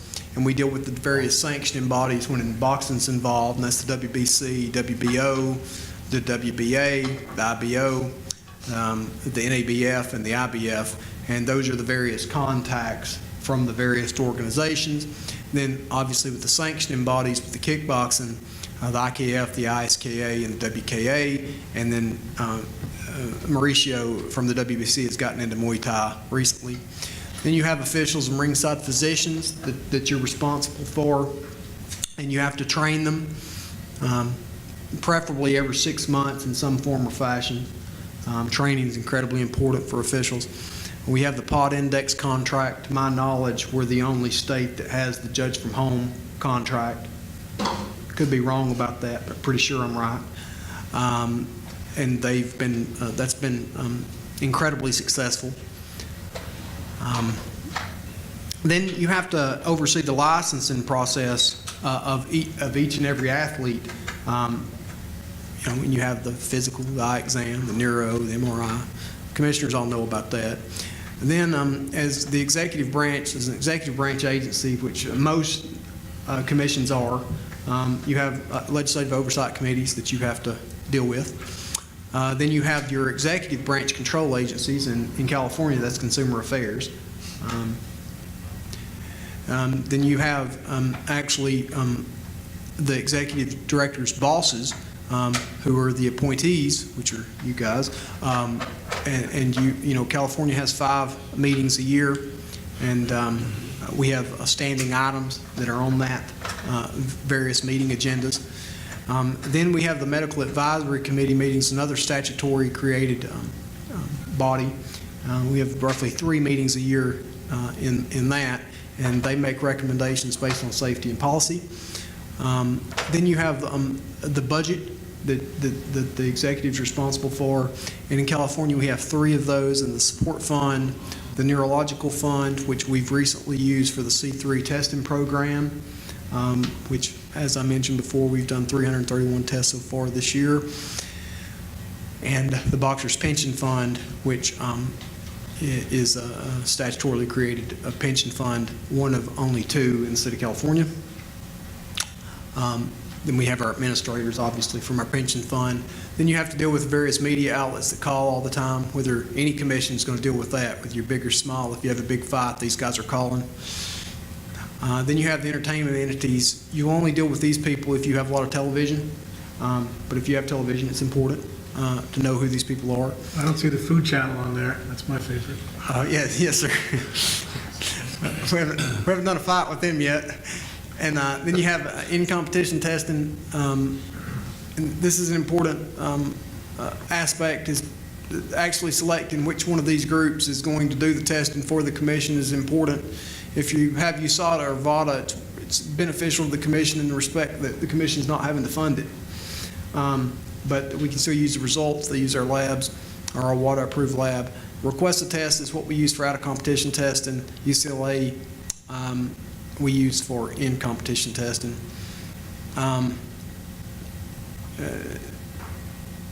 This is the enforcement. On the enforcement side, it's important to deal with the drug testing and the contracts on the arbitration side. Then you have athletic inspectors that you have to deal with. And California's a big state, so I have it kind of divided up into region, north, central, and southern. And then you have external industry associations that you want to interface with. I certainly interface with the ABC on a daily basis. Mike Mazzuli's already texted me 3 or 4 times this morning. ARP, I saw Dr. Lovelace a couple weeks ago. We talk frequently about medicine and combat sports. I haven't heard from CPIL in a while, but they're around, and they follow what we're doing. Then the delegated entities, which you guys have already dealt with today. Then the national databases that we report to our results, which are incredibly important because that's how other states know what we're doing and other stakeholders know what we're doing and how many fights we have and where suspensions are at. Then our tribal agreements that we deal with our Native American friends. And then just quickly, I did a presentation on, Chairman Carvelli saw this, but this is how we approve fights in California. Basically, this is one way. It's not the only way, but it's certainly a tool. And this is called the Boxing Severity Index, and this is actually on the ABC database now. We got that done last year. But it takes six areas: activity, recent record, KO, age, ring age, and greater than 5 years. And you just running through this quickly, it gives a score to each fighter. 3 to 4 is the category C, high risk. 5 to 6 is high risk. And category, the last category is we don't let fight in California. This was just a quick synopsis of you can't always look at records. Officials should know the bout card, the bout approval sheet, knowledge, rules, and regulations, and the win probability algorithm. I'm talking about the referees and the physicians, not the judge. I think a bout card, it's important for the officials to have this for sure. Bout order, the number of rounds. I can't emphasize how important the number of rounds is important. I think we were all together. Certainly, the chairman and I were together. HBO was going. We had passed out the bout sheet. They thought it was a 12. They found out it was a 10 in 10. And it was an interesting night. Bout approval sheet, EO notes, the ratings formula. I don't know if you guys have saw this or not, but we've had this added to the database. Incredibly interesting algorithm. It's 84% accurate. BoxRec is putting this on there, and you see the BSI beside the fighter's name, which is quite helpful. But it's also important to have the win probability, and it doesn't say how the fighter's going to win it. It's not able to predict that, but it will tell you a pretty good idea of who's going to win that fight. And certainly 50-50 fights are kind of what you're hoping for. 60-40, 70-30. What you're not hoping for is 99-1s. Just total mismatches. So hang on a second. This is also will be part of your legacy. I mean, you implementing this and making it more of a standard, right, in the industry. Are you getting any pushback from other states? Like Commissioner Souter was asking you about the 10-point plan. Are you most folks on board with this? Yes, sir. To my knowledge, almost every state's now using this thing because of the ease. Wasn't New Jersey the outlier or something or other? I think New Jersey likes it. It was one of those states that joined the fake organization, okay. Withdrew from the ABC, But yeah, I mean, just to point this out, I mean, look how easy this is for a regulator. Not that you can only look at this, you have to look at many things, but you can see the computer gives this, it's very helpful. It's very helpful in approving fights. I know Roy would agree with that. Absolutely. Right. Yeah, I mean, Roy and I go back and forth on this all the time, and he likes it. And this was something that actually the Chairman Carvelli helped me write. And this is I think one of the best memos we've issued this year to our officials. And this came out of a fight at Pachanga earlier in the year, and I was disturbed by that fight. Nothing bad happened, but I was disturbed by it.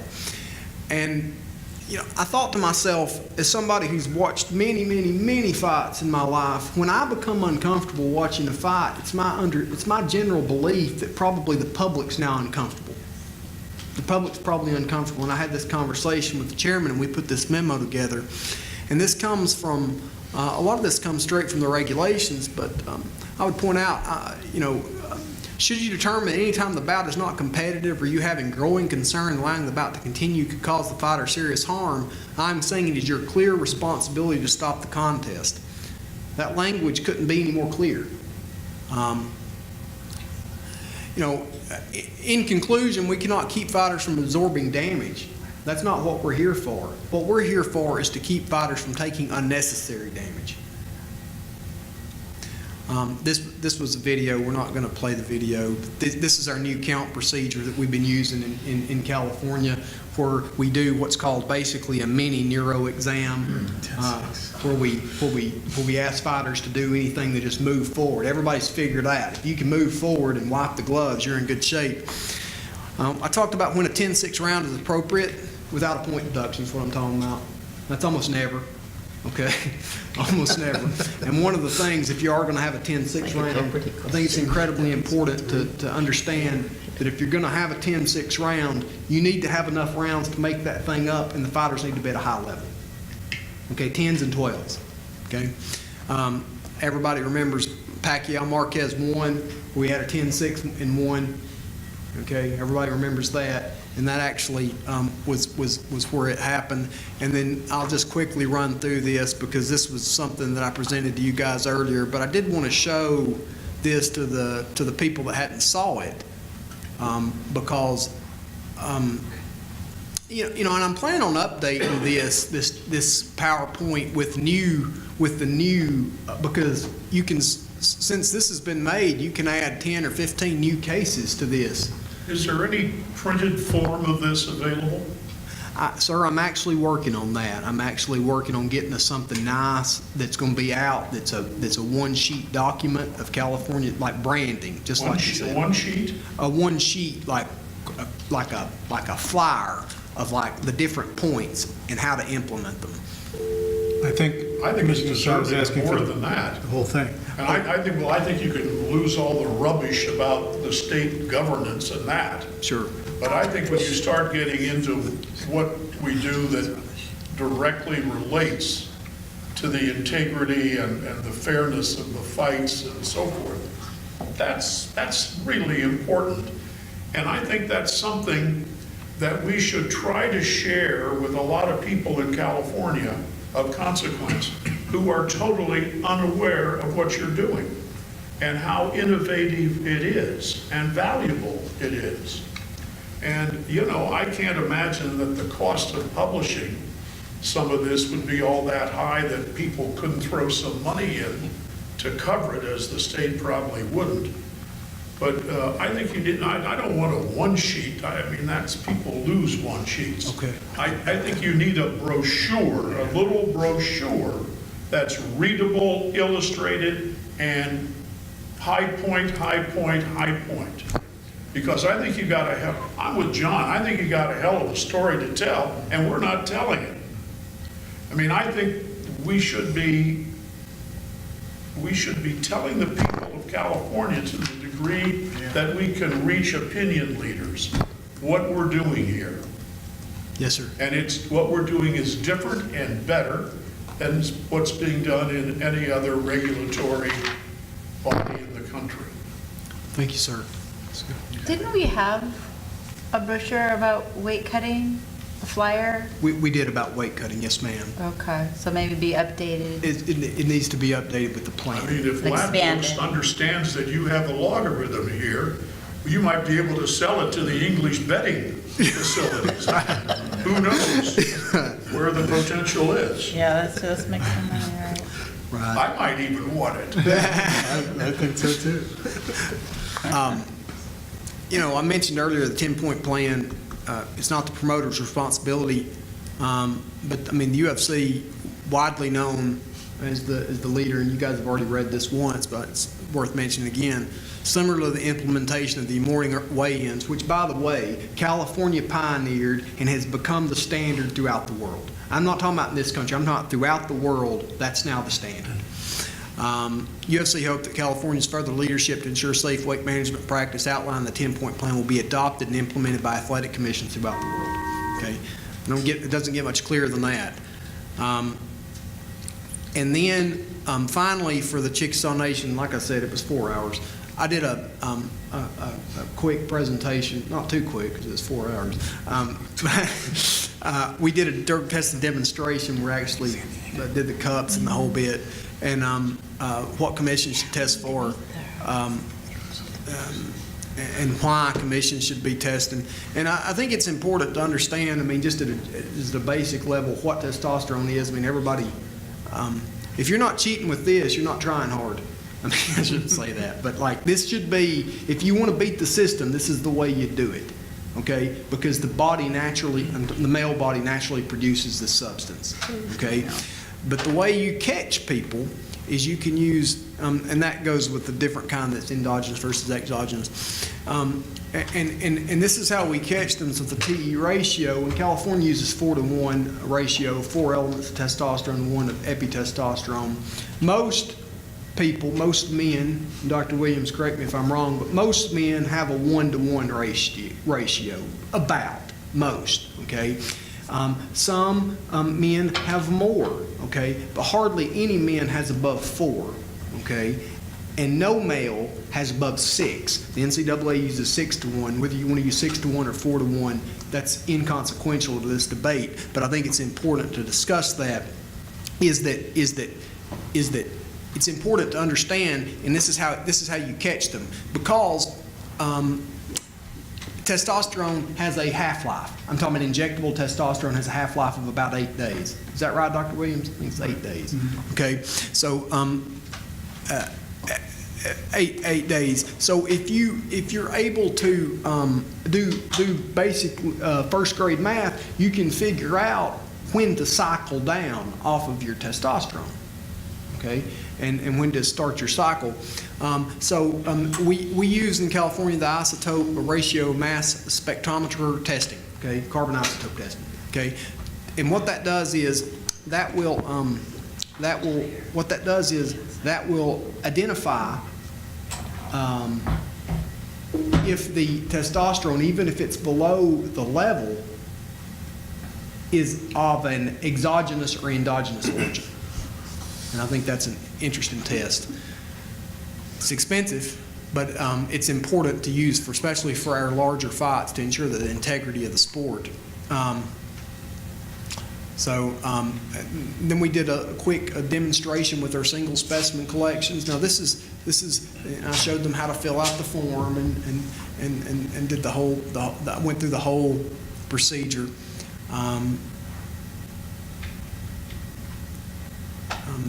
That's what our single specimen cups looks like. We just got a new shipment in. They're very inexpensive, but they do provide a strong level of deterrence for doping in this state. For about $7.50 a cup, they're providing good deterrence. And this shows the fill volume. And you can pop them or not pop them. And I showed them how to seal it. That's how you seal it. The security seal's brittle on purpose. It's meant to break easily. That way it can't be tampered with. And if it is tampered with, the lab won't test it. Okay. And then this is how, just for the commissioner's information, notice this is the yellow paper. And I know you can't zoom in, but right here is the white paper. That's the paper that the doping control officer is going to collect. That's CSAC, okay? And this is the sheet that the fighter will get, okay? That the athlete will get. But the lab never knows who the athlete is. The yellow form's the lab form. All they get's a number. Then this is the chain of custody report. We just talked about that, and we put it in a locked space. And then we did a split specimen, and we showed a video, and that was the end of my presentation. So. That's what I did. Excellent work. And that's what I showed the Chickasaw. I think that's quite impressive. Thank you, sir. Excellent. We are on item G. Okay, sir, regarding our upcoming,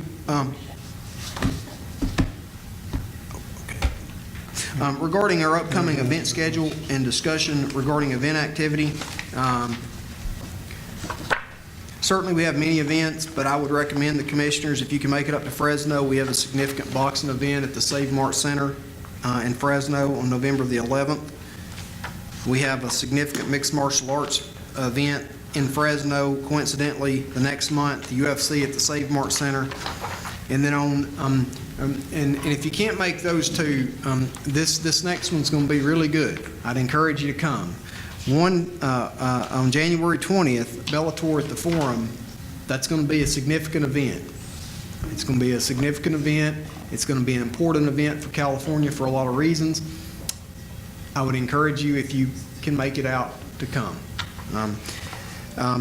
So obviously, this has been updated since I wrote this. From the time period between January 1st and right now, okay, no, that's a typo. It's not August. Till right now, October, we've regulated 122 events, professional events in California. Okay, so I'll have you an update. Just taking it easy, huh? You know, we're trying to beat last year. Gotcha. Well done. Well done. Thank you. Is that So your report? That concludes my report, sir.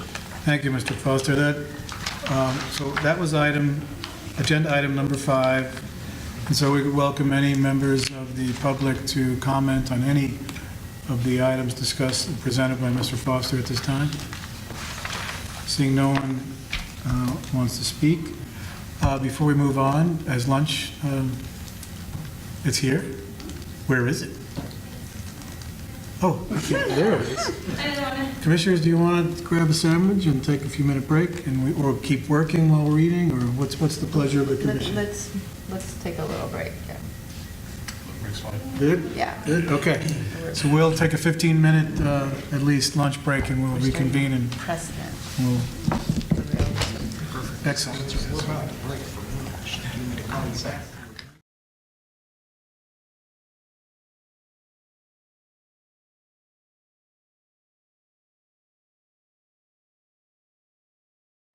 Ladies and gentlemen,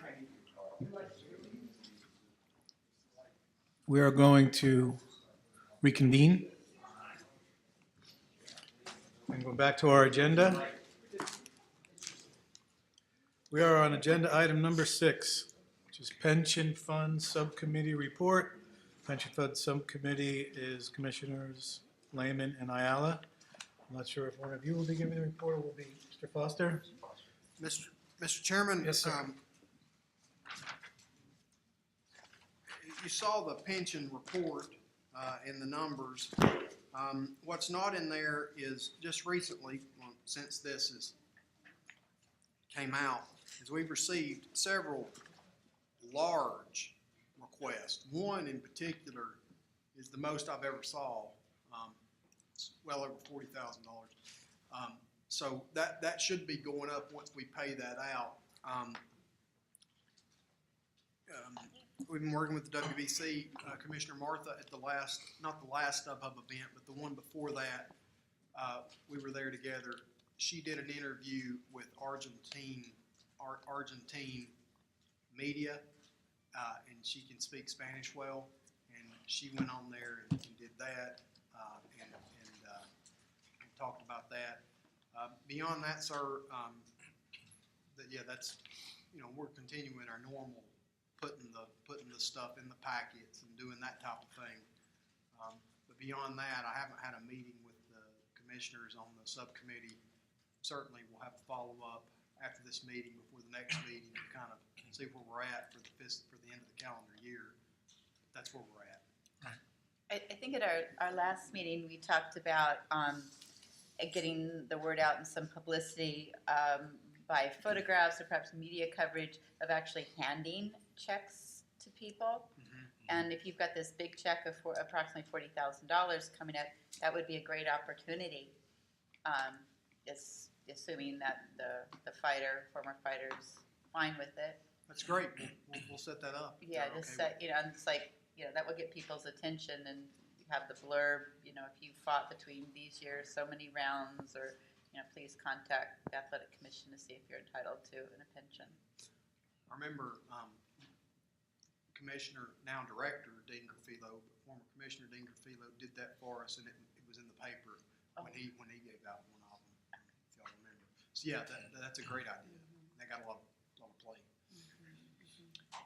Along those lines, we had also spoken about potentially handing out that check maybe after a fight or a matchup where you're naturally going to have an audience of maybe former boxers or people that know former boxers, and it'll kind of bring up the idea, hey, I know somebody that may qualify for this pension.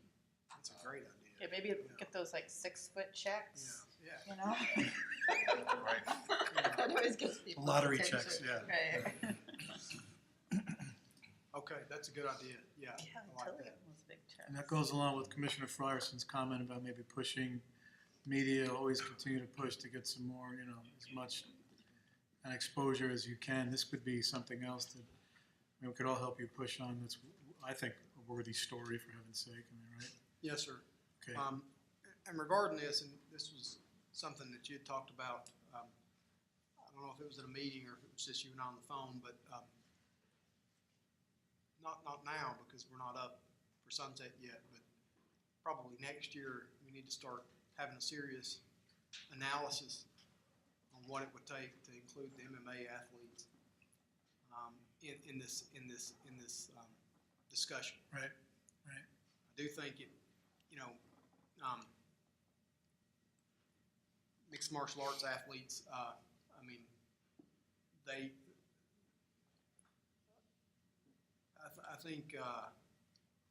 think that would give California somewhat of an advantage over a lot of states. I mean, you know, when the government issued, the federal government issued their report following, I believe it was a Professional Boxing Act in 1996, but it could have been the Ali Act. It was one of those reports. When they issued their report, they talked about the pension plan and that type of thing in it. And California was the only state that did it. And a lot of that, I mean, I wasn't here, but certainly the history was Bob Fellmuth when he was the chair of the commission, and he deserves, I mean, all the credit for that, I think. And now we're here with it, and it's certainly. People say, well, we don't reach enough boxers, and we're trying to do more, and we're trying to reach more. But I'll tell you this, the boxers that we are reaching, they certainly appreciate it. And it's a nice boost for them. And it's certainly like, you know, somebody just shows up and you have $20,000 or $30,000 that you didn't know you were having, or it's helpful. It's life-changing in some respects. I mean, maybe not life-changing, but it's certainly helpful. Excellent, thank you. Any comments or questions, commissioners, on the pension fund? Hang on, Roy. None? Any members of the public like to comment on the pension fund? Yes, sir. Roy Engelbrecht, fight promoter. As you know, this area is my passion for the pension for the fighters, because I see more fighters that I do more shows than anyone else. My show last Thursday, Fight Club OC show, I had Ralph Franco and Georgie Garcia there. Both of them were state champions. One was like 22-5. So they have a good amount of money available to them, but one's 39 and one's 40. And they don't qualify yet, as I understand. I think it's great to hear Executive Officer Foster talk about trying to bring mixed martial arts in, because is that an opportunity to change the rules and regulations that we presently have for boxers that, if I understand it right, they have to be 55, they have to... Ralph Franco at 39 with his speech slurring, and he just trains fighters if he can find work. He needs his $25,000 now, not 15 years from now, because he may not even be here.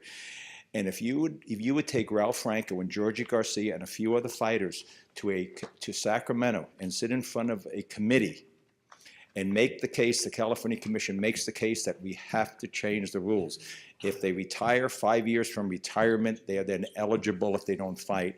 And if they listen to some of these fighters, I think we would be able to implement and move change along.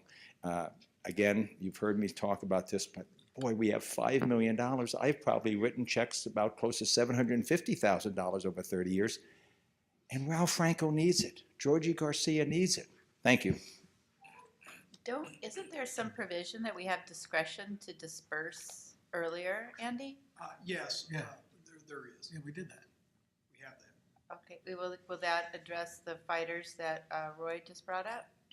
It would if they had a sufficient medical documentation. So do you remember, Roy, because you came to all the meetings, that we did right. reg changes a few years ago? Right. So, hang on, and then respond. Also, have them come here and get on the record, if they would, please. Come to the next meeting, call Andy, get them on the record. Call LA Times, you know, that all helps. Right. You know, I think that because we can only reward a lot of these, their pension that they're due when they reach a certain age, they're not as social media active. They don't read as much, so they in fact don't even know about it. Getting Ralph Franco or Georgie at 39 years old is a lot easier than getting him at 55 that make them aware of this. I know it's a struggle to get the word out, but boy, if we could just change the procedures for awarding their pension that they've earned by being in the ring would go a long ways. Thank you. But wait a minute, Royce. So you heard us when we say that we have discretion to issue the pensions beforehand with proper medical documentation. Right. So But I the don't know age if is they not- would require it, and what is that documentation? What's the criteria for that? You know, does he take a Right. neuro? Does he flunk his neuro test at 39? That's, Andy can help you. We can work with that. Okay, Yeah, okay. so we do have that discretion, so please, thank you for bringing that. but I'd love to see a change. And you. encourage them to engage us, if you would. That'd be great. It'd be a big help, not just to them, but perhaps others. Any other comments on pension fund? Sir, I have a comment that's relevant, and I can show it to Roy. Roy, well, he's back there. I've got the procedure. It's in our new books that I was going to provide at the end of the meeting. It's called Procedure for Early Distribution of Boxer Pension. It's policy number 201303. We did a number of fixes. What was that, like 3 years ago now? Yes. Yep. Great. And for the record, the DCA in our office, we have translators for every pretty much language. I've seen the call center. So people should just call regardless of what language, and we'll answer their questions. Yes, ma'am.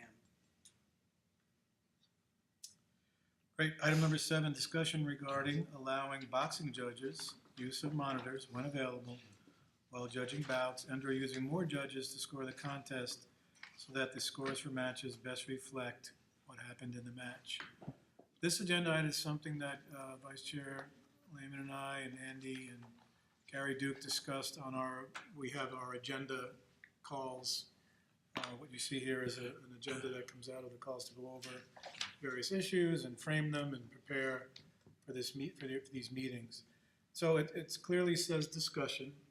And I was looking forward to hearing maybe some opinions, thoughts, and experiences from the commissioners and members of the public about this. And of course, it's timely, as I go back to my original remarks about the Triple G and Canelo fight and the public's view of that, because that is, I think, critical. Public's view of that outcome and what it means to boxing. I think we should, as we always do, try to be out front and address these things. So we'd like to open this up for discussion and opinions. We can start where we wanted, and then we can invite some folks in to give us some opinions. So why don't we do that? Do you want to start, Andy? Do you have something you want to add, or should we go right to the commissioners? Would you like to hear from some commissioners? Maybe Annie should give us an overview, because Well, as you all know, I spend a good portion of my time trying to figure out how to improve scoring, because it affects so much aspects of this sport, and it's really this simple. We're asking a judge to give a subjective opinion on objective criteria. And even the objective criteria could be subjective depending on what they want to see. I mean, what is ring generalship? Define it. Speak into the things, please. Like, what is ring generalship? The first part of the discussion item was monitors. There is no question. It's not a discussion item. It's not a debate. There's no question monitors have helped mixed martial arts. No question. But I'll tell you that the mixed martial arts cage is much, much larger than the boxing ring. There's places you can't see. There's parts of the wall. There's the fence. They have groundwork. They have all these issues. Okay? And the judge has to be trained when they can see to look here, and if they can't see, they'll look down at their monitor to try to improve their scoring. Okay? One of the ideas Mark Ratner and I were talking about, and various people, we talk about these things all the time, is what if the boxing judges had a monitor, okay, like just something they look. But there's very few times, although there are some, But there's very few times where I think a boxing judge can't see the action that's going on. But there are some, but it's not nothing like mixed martial arts. So my fear is that unless a judge is properly trained to use the monitor, I don't want a judge watching TV. Okay, that's not the purpose. Otherwise, let's just let them score off the monitor. So that was one idea. Another idea, certainly they're talking about this in New Jersey, and I think they're about to do it there. Was the use of 5 judges as opposed to 3. Okay, at least they're talking about it in New Jersey. I talked to Corey Schaefer about this at length because he runs the Glory shows over in Europe, and in Europe they run the 5 judges. Okay, and it's what Corey told me. Corey said it didn't help scoring. What it did do was it increased the number of split decisions a lot, because now instead of having that, for unanimous, instead of having 3 judges agree, you have to have 5 agree. So you've increased the splits by a lot. So I really hadn't thought about that until he said that, but that's something to consider. Another idea, which I thought was quite a good idea, was to have 3 judges, or it probably need to be an odd number of judges, but have a judge or 2 score off a monitor, and the others score live, because. Look, I find it a bit tough for a judge. These judges are getting berated in the press if they get the wrong score, and the fights do look different from different angles. They do. They look different, and we as a commission, in my view, should do our best to train our judges, and we're trying to do that, to pick the best judges. But there are some times when even the best judge is going to have a bad night. It's going to happen. That's why you got 2 other ones. How is it? Is there something that we can do, or some policy that we could implement that would help a judge score better? They're the only person in the building that don't have access to the other material, the other information that everybody else has got. Okay? I'm not saying we should give that to them. I'm just pointing that out. Everybody else knows what the punch stats are. Everybody else knows where the power shots landed. All these people know this information, and then a judge has got to make an assessment of what they saw within, roughly 10 seconds of seeing it. They've got to decide what that score is and hand it in, and if they have a bad night, they're dragged through the press. And I'm telling you, it affects people's lives. And more importantly than that, now that's an important thing, but more importantly than the judge is the athlete. Was the athlete ripped off of a decision because this athlete, boxing's a little different in mixed martial arts. You can come back from a loss in MMA and nothing be problematic. Boxing, if you have a loss in boxing, it can be the difference between $100,000 and $1 million. It's just wide differences between the two. So I think that's an important thing to consider. And really, the chairman said it appropriately. This is totally a discussion item, and I think it's important to just start having the discussion. That's all, sir. Thank you. If I could add something to what you said, because I have talked to Andy about this quite a few times recent days, weeks, and he and I were talking about, what if we put a judge in the building at the event with headphones on, so they weren't listening to broadcasters and being influenced, but judge the fight based on what we all see when we're watching from home on TV. And then keep that result as a data point to later on, match against the results of the fight, and then also use it as a training, perhaps a training or educational or a correctional kind of set of data that we would collect. So that's one of the things I wanted to throw out there to you all. So having said that, Luis, do you have some thoughts on this? I have some questions. Just again, trying to get all the information as possible, and just kind of relying on your summary here. So I'm going to start, like I really don't know much. In terms of what the current process is, I can see the monitor, first of all, being utilized for perhaps unintentional illegal blows, like somebody trying to get up from position on the ground and then gets a knee on the head when both hands are not down.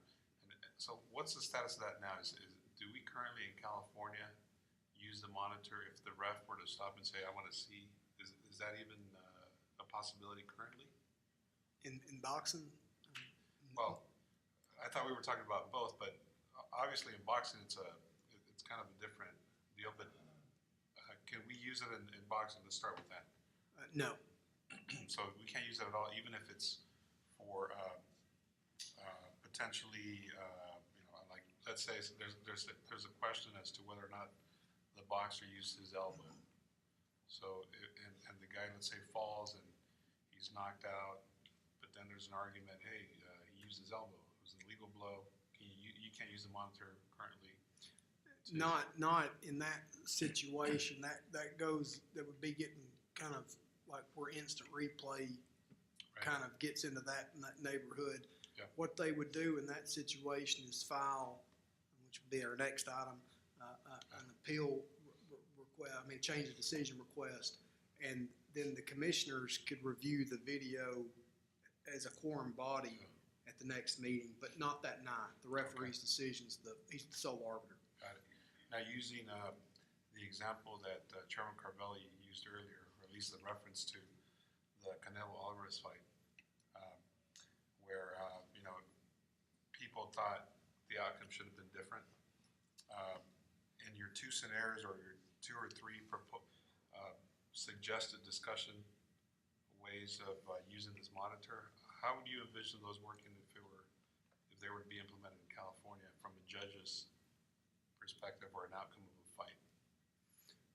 Well,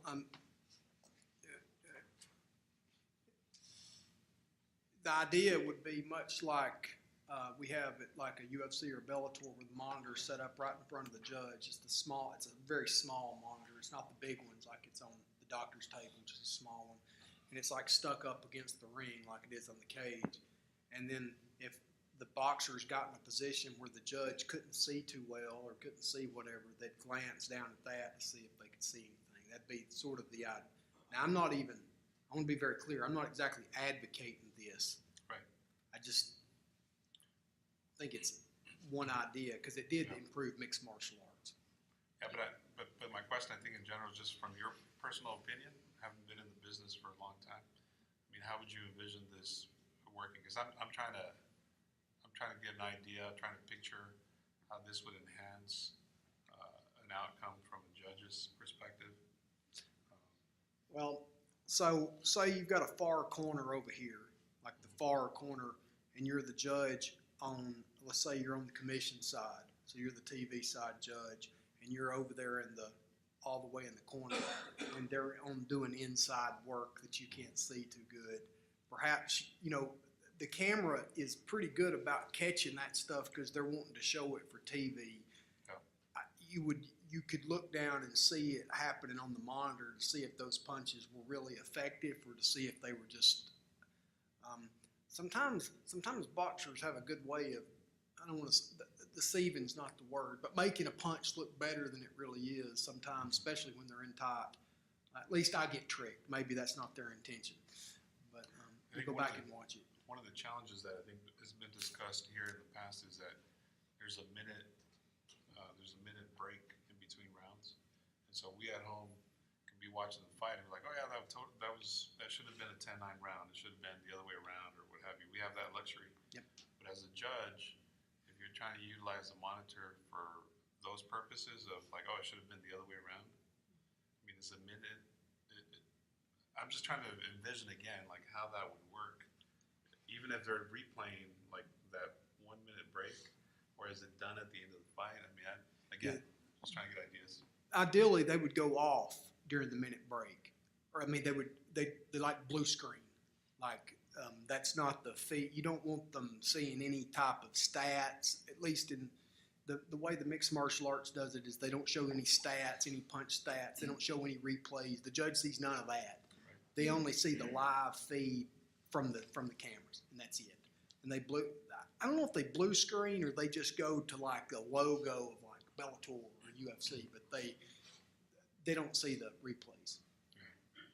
I think just in the sense that I don't have an opinion either way currently because I don't feel like I have enough information. But these are the kinds of questions questions that we ought to be asking ourselves in terms of the functionality of this. Does it enhance it, or is it actually counterproductive if folks are trying to focus on two different things in between breaks as opposed to scoring the round? They absolutely have to be trained, sir. I'm talking about the judge. Because when we initially started at mixed martial arts, and I forget the number, but some judges, especially the ones when we first got started, they just were watching TV. I mean, you'd see them on the real television, they'd just be doing this. And that's all they'd be doing. So they have to be trained that it's only to be used when you really can't see. Because a lot of the judges like watching it better because they have a better angle. And that's where the fear is of introducing technology into this, because it is a subjective sport. Yeah. And is this a discussion item for boxing only, or are we also looking at mixed martial arts? Well, we already allow the monitors in mixed martial arts. Okay. So in mixed martial arts in California can use the instant replay. For scoring around? Yeah, for the referee, if they want to see it, they can per our regulations. It's just boxing they cannot. For the referee, but is it for judges or is it just for the referee? The instant replay in mixed martial arts, it's just for the referee. Just for the Yes, sir. referee, okay. All right, those are my questions, thanks. Here, I'll give my 2 cents. You know, as a boxer and one who loves the sport, you know, I like the tradition of it. And, you know, the magic that happens about, you know, there's 3 perspectives and it's in the moment and it's pure. And, you know, so there's something to be said for that. And I know there's a lot of, you know, fans who appreciate that too. But I also think, as you explained to me, that things have to get better on scoring. And if we're not in front of the ball, or if we're not behind the ball, we're in front of it, we need to be in the right place on this. And with all technology, you need to use it for good or it will run you over, to keep the metaphor. So my gut reaction so far is the 5, you know, keep the 3 traditional, as, you know, this is our traditional type of scoring. It's magic, it's history, it's the way boxing has been. And then adding, you know, this 2 technology, you know, perhaps just the monitors, you know, maybe in a room with the headphones on, and see how that goes. As far as split decisions, I mean, you know, as an attorney, we're in front of the Supreme Court and we have, you know, 8 justices. And so it's pretty much always a split decision or some point. So you just kind of gauge it. Well, was it a 7-1 split? Was it a 5-3 split? So it's just a new language in defining the relevance of what are split versus unanimous decisions. I don't see that as a real big hindrance. So that's kind of where I stand. And as in my role as vice chair, and I'm sure the chairs are probably stealing his speech, but I would think that the thing is to have a stakeholders meeting and get input from the community, because we want to do the right thing and we need input from people, and we want we're all in this together to make our sport successful here in California. No, I was just going to decide on my own. So. Dr. Williams. So a couple of questions, Andy. Right now, the current status, how do judges demonstrate their proficiency now in terms of training and testing and what have you? We have the Judge from Home app, but typically to be a new boxing judge, you have came out of the amateur program and had a good history with that. So that's one of the ways to get to it. But how you judge your proficiency is we have that contract with Pod Index, which the Pod Index algorithm works sort of like so you were 3 judges, and it calculates how many times you're off based on easy and hard rounds. And the easy and hard rounds is not subjective; it's an objective indicator. okay? And I can get you the formula. It's quite complex. It sounds easy, but it's more complicated than that. But it's easy or hard. And then what we do is we baseline our judges, or what I do, and I'll certainly send to you, is I baseline it against the worldwide average. So POD has lots of judges throughout the world, and I want to tell you wrong, but I believe the 85% on the hard and 88% on the easy. So we've got a lot of judges in California who are in the 90s in both areas. Okay, those are exceptional judges and the best in the world. Okay, I mean exceptional judges, and we have some judges in the 70s. And do they have to repeat that testing periodically, or do that periodically, or is it once? Well, they do it. Yeah, they do it all the time. It's an ongoing. It's an ongoing thing. This judge from HOMAP, they score it on the, like they watch it on TV. I mean, I know it's TV, but they watch it on TV, and then they get a score that way. And then when they're actually sitting in the seats, and California is kind of unique in the fact that we can actually do this with a large pool of judges because we have so many fights. So judges get a lot of different opportunities. So you get a lot of pretty good data because, for example, having only 50 fights to measure is a little bit disingenuous when you're trying to calculate this person's score with 50 fights versus like a Max DeLuca who's got 750 or something. Do you know what I mean? So it makes it a bit different, and like or like a Dr. Moret has a ton of fights. Okay, both as a referee and a judge, and for those guys to stay above the worldwide numbers with the numbers that they have clearly indicates that they're a good judge, and that's how I measure the proficiency. So, I think there's part of it is them demonstrating their proficiency relative to fights and scoring, what have you. I think that you could consider other things like just their general function, in terms of judges' vision, their, static vision and dynamic vision and general decision-making and that kind of thing. But if our judges are performing that well now, the question is, are we trying to get ahead of something that we think may happen, or are we trying to deal with an existing issue? Because it doesn't seem like it's an existing issue for us at this time. But We've had some bad decisions over here, and we've certainly. I think you all remember. I mean, Vera versus Chavez Jr. That was a rough time. My office. I mean, I was getting all kind of calls on that one. That was a rough. I mean, I almost I'm going to overplay it, but that was I think it's clear to say that probably wasn't the right decision. I think we can say that now, not trying to knock our judges, just if they go back and watch it.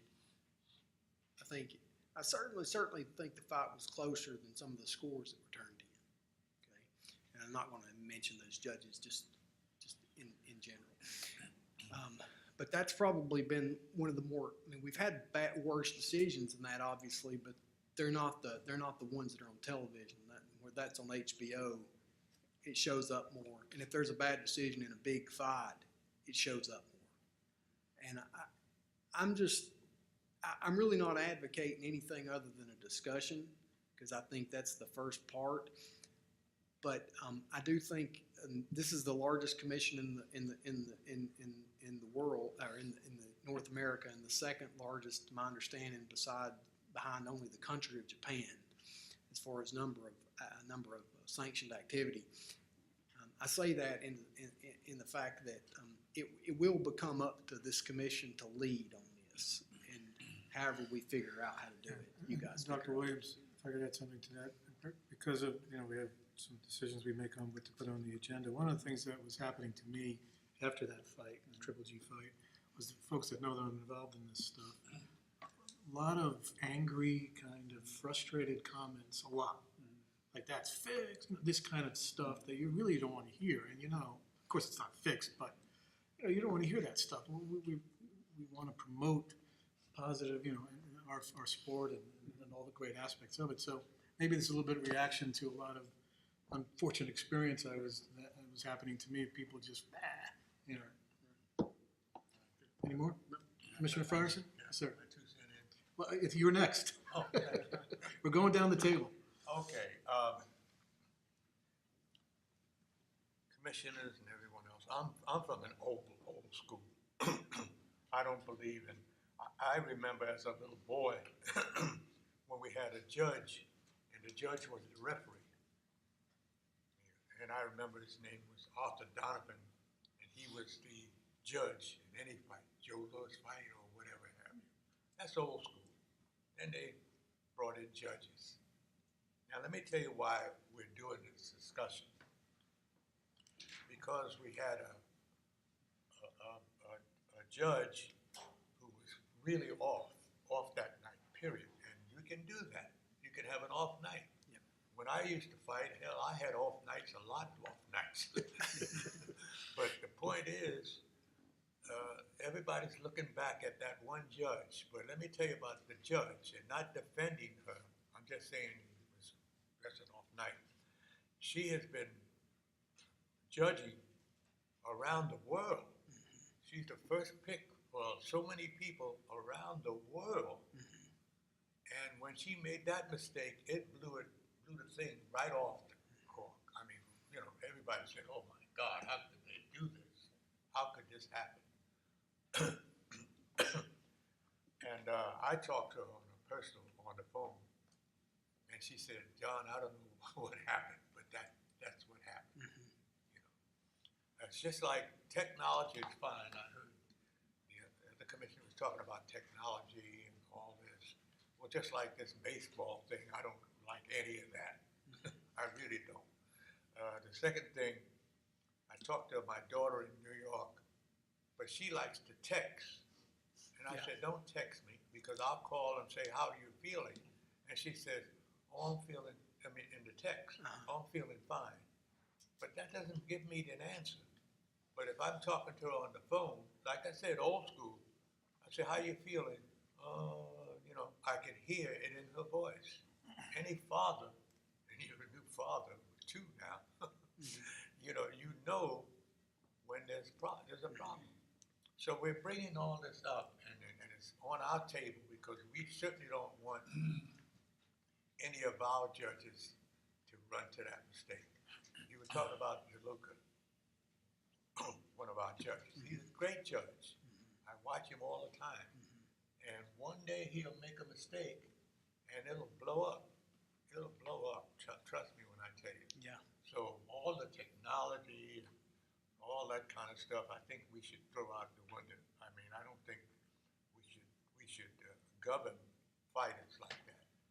I agree with Dr. Williams, though. Even though she's a judge way up there and picked from everybody, I even talked to her about that. I said, "When was the last time that you went to a session for school? Do you do that down there?" And they don't do it in Vegas.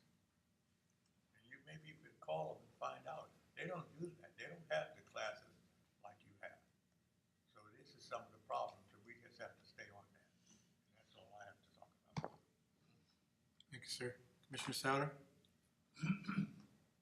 Well, I start with the assumption that we're talking about two different sports. And I will speak to the boxing side of it. We could have begun our early deliberations the night a bunch of drunks walked out of McSweeney's saloon and walked across the Bowery to get on a barge to go to the middle of the East River to watch a prize fight.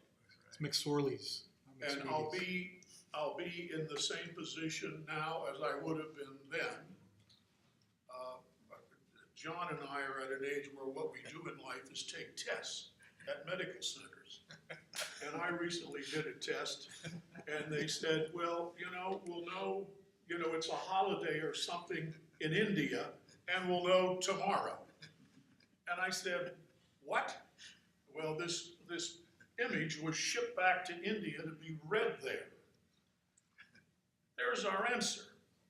Let's get 18 cameras and surround the ring, lay off all the judges, and we'll send our pictures to Karachi. And somebody in Karachi can make these decisions. I think this is preposterous. Boxing is a cruel, brutal, unforgiving business. Always has been, always should be. We can sanitize it by all the medical processes we've introduced. We can become more compassionate with our pension program. We can actually, in some ways, become more aesthetic about it. But it is what it is. Boxers have bad days, referees have bad days, executives have bad days, doctors have bad days, dogs have bad days.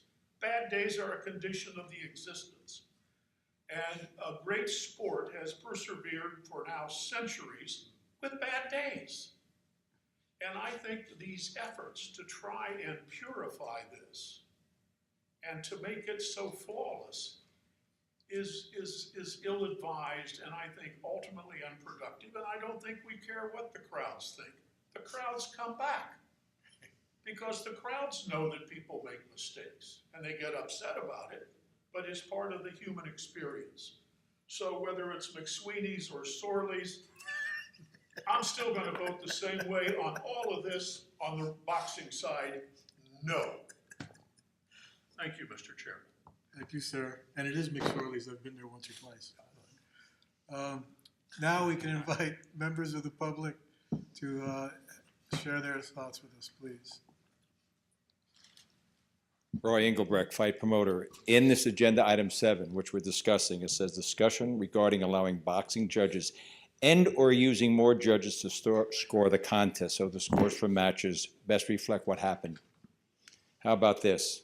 Gennady Golovkin would have beaten Canelo Alvarez if referee Kenny Bayless would have been allowed to score that bout. Referees have scored bouts a long time ago. How about the California State Athletic Commission instituting a pilot program to allow a 4th judge, the referee? No one, to me, can judge a bout better than the referee in the ring. It has been done. It was done, I mean, when I started with Gillette Cavalcade Sports, the referee scored the bout. Now you have 4 scores, and it does say in our item, or using more judges to score. A pilot program, maybe that's something that we can do, and we, as the leading commission in the country, takes a forward look to try to solve this. Thank you. Thank you, sir. Any other comments from the public? Nothing? Come on, Really? you guys have to That's have it? an Okay. opinion. Commissioners, you have other comments, Van or Commissioner Van? Anything? Okay. Well, I think we had a good lively discussion. Mr. Foster, do you have anything more to add? Just Commissioner Martha sent in comments that she would like me to read. We're okay with that. She's a member of the public today. That's right. Tell her we said hello. First, I'd like to, this is from Commissioner Martha. First, I'd like to say that I believe we have some of the best officials in the world in the state of California. We have officials who will try hard for us and who genuinely want to do a good job. For that, we are grateful. Having said that, we have a lot of officials compared to most states, and therefore the effort we have to put into our officials, which ultimately are one of the most important products we deliver, has to be appropriate. In the past 4 years, Andy and I have come up with multiple ways to improve scoring and to maintain our standard of scoring. These standards have included standardized tests, requirements for continued training, requirements for shadow judging throughout the year using the POD index. We've evaluated officials using multiple methods, including a soft rollout of the scoreboard system. We engaged in a pretty deep analysis and stakeholder poll of instant replay. The 5-person versus 3-person judging system, to me, does not improve the ultimate scoring of any fight. If the judges are good, 3 judges should be able to deliver a score. If the judges are not good, 5 judges are only going to create a bigger problem. The monitors may help, but again, if the official is not well trained, no amount of viewing is going to help, up close or far away. It has always been and continues to be my belief that the ultimate solution is to have well-trained officials and to work the well-trained officials.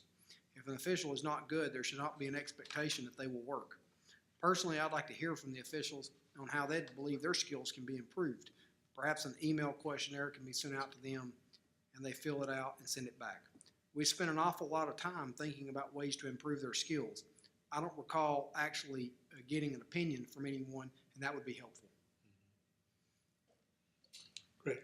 Any other comments from the, okay. So here's what I would like you to do, Andy, if you could. It's a lively discussion with a lot of varying opinions. And so perhaps you could, for us, maybe by next meeting or the meeting after that, there's no rush, engage stakeholders and get some more opinions. Maybe come up with some questions. Maybe send out an email, a questionnaire, maybe hold a couple of stakeholder meetings. We'll leave Survey that. Monkey. Huh? Survey Monkey. Survey Monkey, however you want to do it, just to gather information on this. And then we can continue to at least think about it, talk about it. That's it. Okay? Thank you, sir.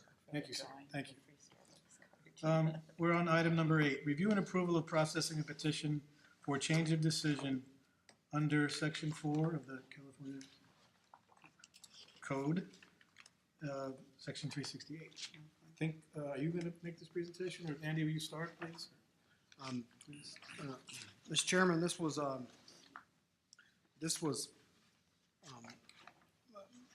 process that we worked on to try to formalize the procedure for requesting a change of decision. We get a lot of these in the office. Most of I'd say the vast majority of these are, we didn't like, the judge was wrong. You know, that doesn't meet the criteria in the regulations. But Commissioner Lehman really worked hard on this. This is really all of her work. That she built this and made this, and this is the outline that we came up with to present to the commissioners today for a standard formal procedure that would go into the admin manual. Vice Chair Lehman, would you mind talking a little bit about all the work you put into this and some of the background?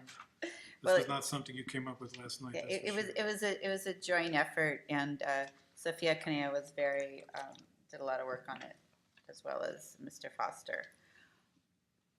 I think the idea that we know, as being on the commission, that when people come before us with a request for a change of decision, it's hard, and the results of it could affect people's, lives and their livelihood, and we want to do a good job, and we need to take it seriously. And as an attorney, it bothered me that there kind of really wasn't a set procedure for this important process to go through, and we've had instances where perhaps someone wasn't clear on the procedure as to whether they needed to show up in person, about submitting evidence to us, at the day of the hearing or beforehand, and how that's been made our jobs difficult. We've had language barriers, which has made, our jobs difficult in the sense that our job is to do the right thing in a difficult situation. So again, as an attorney, I like process. And that ensures fairness and ease of work for Mr. Foster and his office. So this structure is looking at the regs and working within them. It's just what happens when a request for change of decision comes in. And one thing that I didn't know about, and that is kind of new that I would mention, is that supposedly Andy receives a lot of these. People don't like the decision. And he is the gatekeeper, and he only brings to us ones that he thinks there really perhaps ought to be a change of decision. And it wasn't really clear what that gatekeeper trigger was. So we talked, and I believe, was Gary on the phone for that one call? Yes, ma'am. Okay, so we came up with if Andy determines it is probable that the petition falls within the criteria for change. So that is just something that we just pulled because we think that's really what Andy does. So if it's not probable that it's going to change based on the criteria, Andy sends a letter saying, sorry, you don't qualify. If it is probable, then he works up and sets the hearing, and people are informed of the process. everybody gets the information.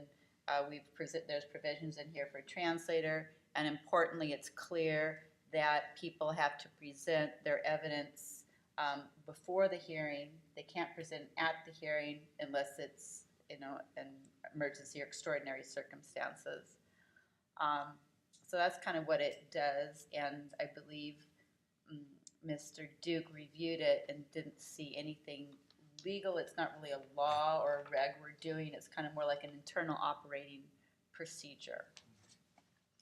The only thing that's kind of, when we talked about it at the last meeting, there was ideas to draft a form so that with people, so we can keep them on track, what is your explanation for how this affected the fight? What was the error, as opposed to, I've never seen this happen before, or it's not right, and we haven't drafted that form yet. So the idea is if we want to just approve this and do the form later, or if people want to do it as a package. Okay, so we have a request here, so it's review and approval of processing a petition for change of decision. So I'd like to ask for a motion. We have a motion from Commissioner Ayala. Do we have a second? Second. Second, Commissioner Souter. Commissioner discussion. Commissioner Souter, do you have any comments, questions?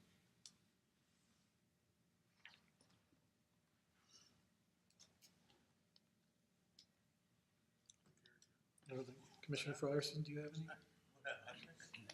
No, we have any discussion or questions Oh, no, about? Okay. Okay, no, Commissioner Sauer, sorry, I didn't mean to jump over you. Dr. Williams? No. Okay.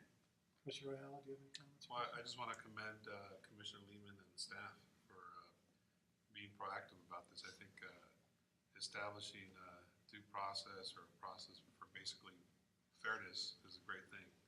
So it looks pretty straightforward. So thanks for putting all the work that you did into it. I will second that comment. A lot of good work went into this. Any comments from members of the public on this agenda item? Seeing none, call the roll. Vote, please. Chairman Carvelli, Aye.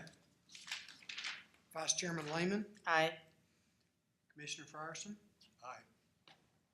Commissioner Souter, Aye. Commissioner and Dr. Williams, Aye. Commissioner Ayala. Aye. 6-0, sir. Approved. Thank you again. And we will ask you, Mr. Foster, to go ahead and prepare the form, correct? You want I think the form's something different, but that's like, that'll be maybe our next agenda, on the next So agenda. let's have a form to look at for the Yeah. next. And I think we talked about having this available on the website so people know the procedure, Yes, ma'am. and also in Spanish. Okay. Thank you all. Item number 9, review and approval of promoter application from Eric Van Wegenen, executive producer, and Brian Edwards, executive vice president of TV operations for MGM. Mr. Foster. Mr. Chairman, this is one of our, this is something that I've implemented, or with your permission. I want the new promoters one time to come meet the commission, one time, okay? And so, they're here, but, and we're working on their paperwork in the office, and it's almost all done, so obviously I didn't put all their sensitive documents in a public folder for obvious reasons, okay? So perhaps it should be review and approval with appropriate paperwork or whatever. I didn't make a memo on this on purpose. I'm not, I know who they are. I've spoke with them on the phone. They're very nice, but I didn't know exactly what to say about their idea and didn't know how much they wanted to disclose, exactly where they're going. So I thought they could talk about it themselves. But to give you a little background, they're working with Miss Josie Lamberth, who you know, sir, from the Sugar Ray charity events. She always works with the Golden Boy, and we work with her on various events. And Mark Rudye usually interfaces with her, but she's been very helpful for all the events we work with her. And when Mark tells me she's working with them, I always know it's going to be a nice event because she's always involved. It always is good. So they're here, and Would you guys like to Meet come up and introduce yourselves and tell us what you're up to? Welcome. Thanks for coming and thanks for being patient. No problem. Thank you for having me here. It's an honor to be here. My name is Eric Van Wagenen. I'm here representing myself as well as Brian Edwards. Brian is the Executive Vice President of Productions at MGM Television, and I work there as an executive producer of television shows. I've worked with Josie, who's here in attendance as well. The three of us go back to the television show The Contender, which we produced starting in 2000, and we produced it in 2004 and it aired in 2005. We did 3 seasons of The Contender here in the United States, and we did 1 season that we shot in Singapore for the Versus Network. The Contender originally aired on NBC, and then 2 seasons on ESPN. Both Brian and I were the promoters of record for those 4 seasons. And we are in the early stages of development for another television project similar that is, you know, we would love to shoot in Los Angeles and work with the California Athletic Commission. The only real reason I hesitate to get into great detail on it is because the deal is still in its finalization. And until a press release and an official announcement is made, I'm not really at liberty to discuss all the details, but I'm actively in pre-production on it, assuming that those things are going to happen. So I had an active license, I believe, in 2006 and 2007. I've also been licensed in the state of Utah. I've been licensed in the state of Massachusetts and was part of the Singapore Boxing Commission in 2008 and 2009. So, you know, I've already reached out to Andy, and having gone through this before, we work closely with Jack Reese, Pat Russell, Dr. Wallace, a lot of the people who are still, you know, in and out, or maybe not as active in the commission anymore, but, you know, we have all found that the California Commission is basically the gold standard by which to follow, even when you're not in California. And that's what we intend to do, and we'd love to be able to work with you guys to keep the production of the show in California and specifically Los Angeles. Flattery will get you everywhere. That's what I was hoping. Exactly. Thank you, thank you. Okay. Commissioners, do you have questions for Mr. Van Wagenen? Yeah, what kind of tribute did you make for my old friend? Well, he's much older than me. Nobody's older than you.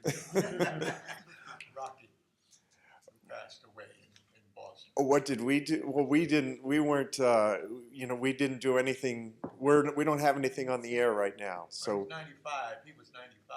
Yes, yes, and you know, when we did Contender, we worked with the other Rocky, the Rocky Balboa. He was involved with our show as well. You're talking about Rocky Marciano, I know. Yes, but no, we don't have a show on the air right now, so we weren't able to do anything for him. What can we do for you, sir? What do we? I mean, really. But thank you, other than thank you for being here. I mean, really, what we're just hoping to be able to do is to keep you guys involved in every aspect of the development of the show, as well as the casting. You know, we will have. I guess I would categorize them as private events that we'll be doing for the television shooting itself. Usually they're invite, you know, select audience invite only, but they're fully supervised by the inspectors, and we will use your judges and your referees, consulting with, you know, Andy the entire time. There are, you know, there are occasionally little exceptions to some of the standing rules that you know we would hope that you would work with us on. Things like you know, 5-round fights tend to work better on television, and they tend to have fewer draws.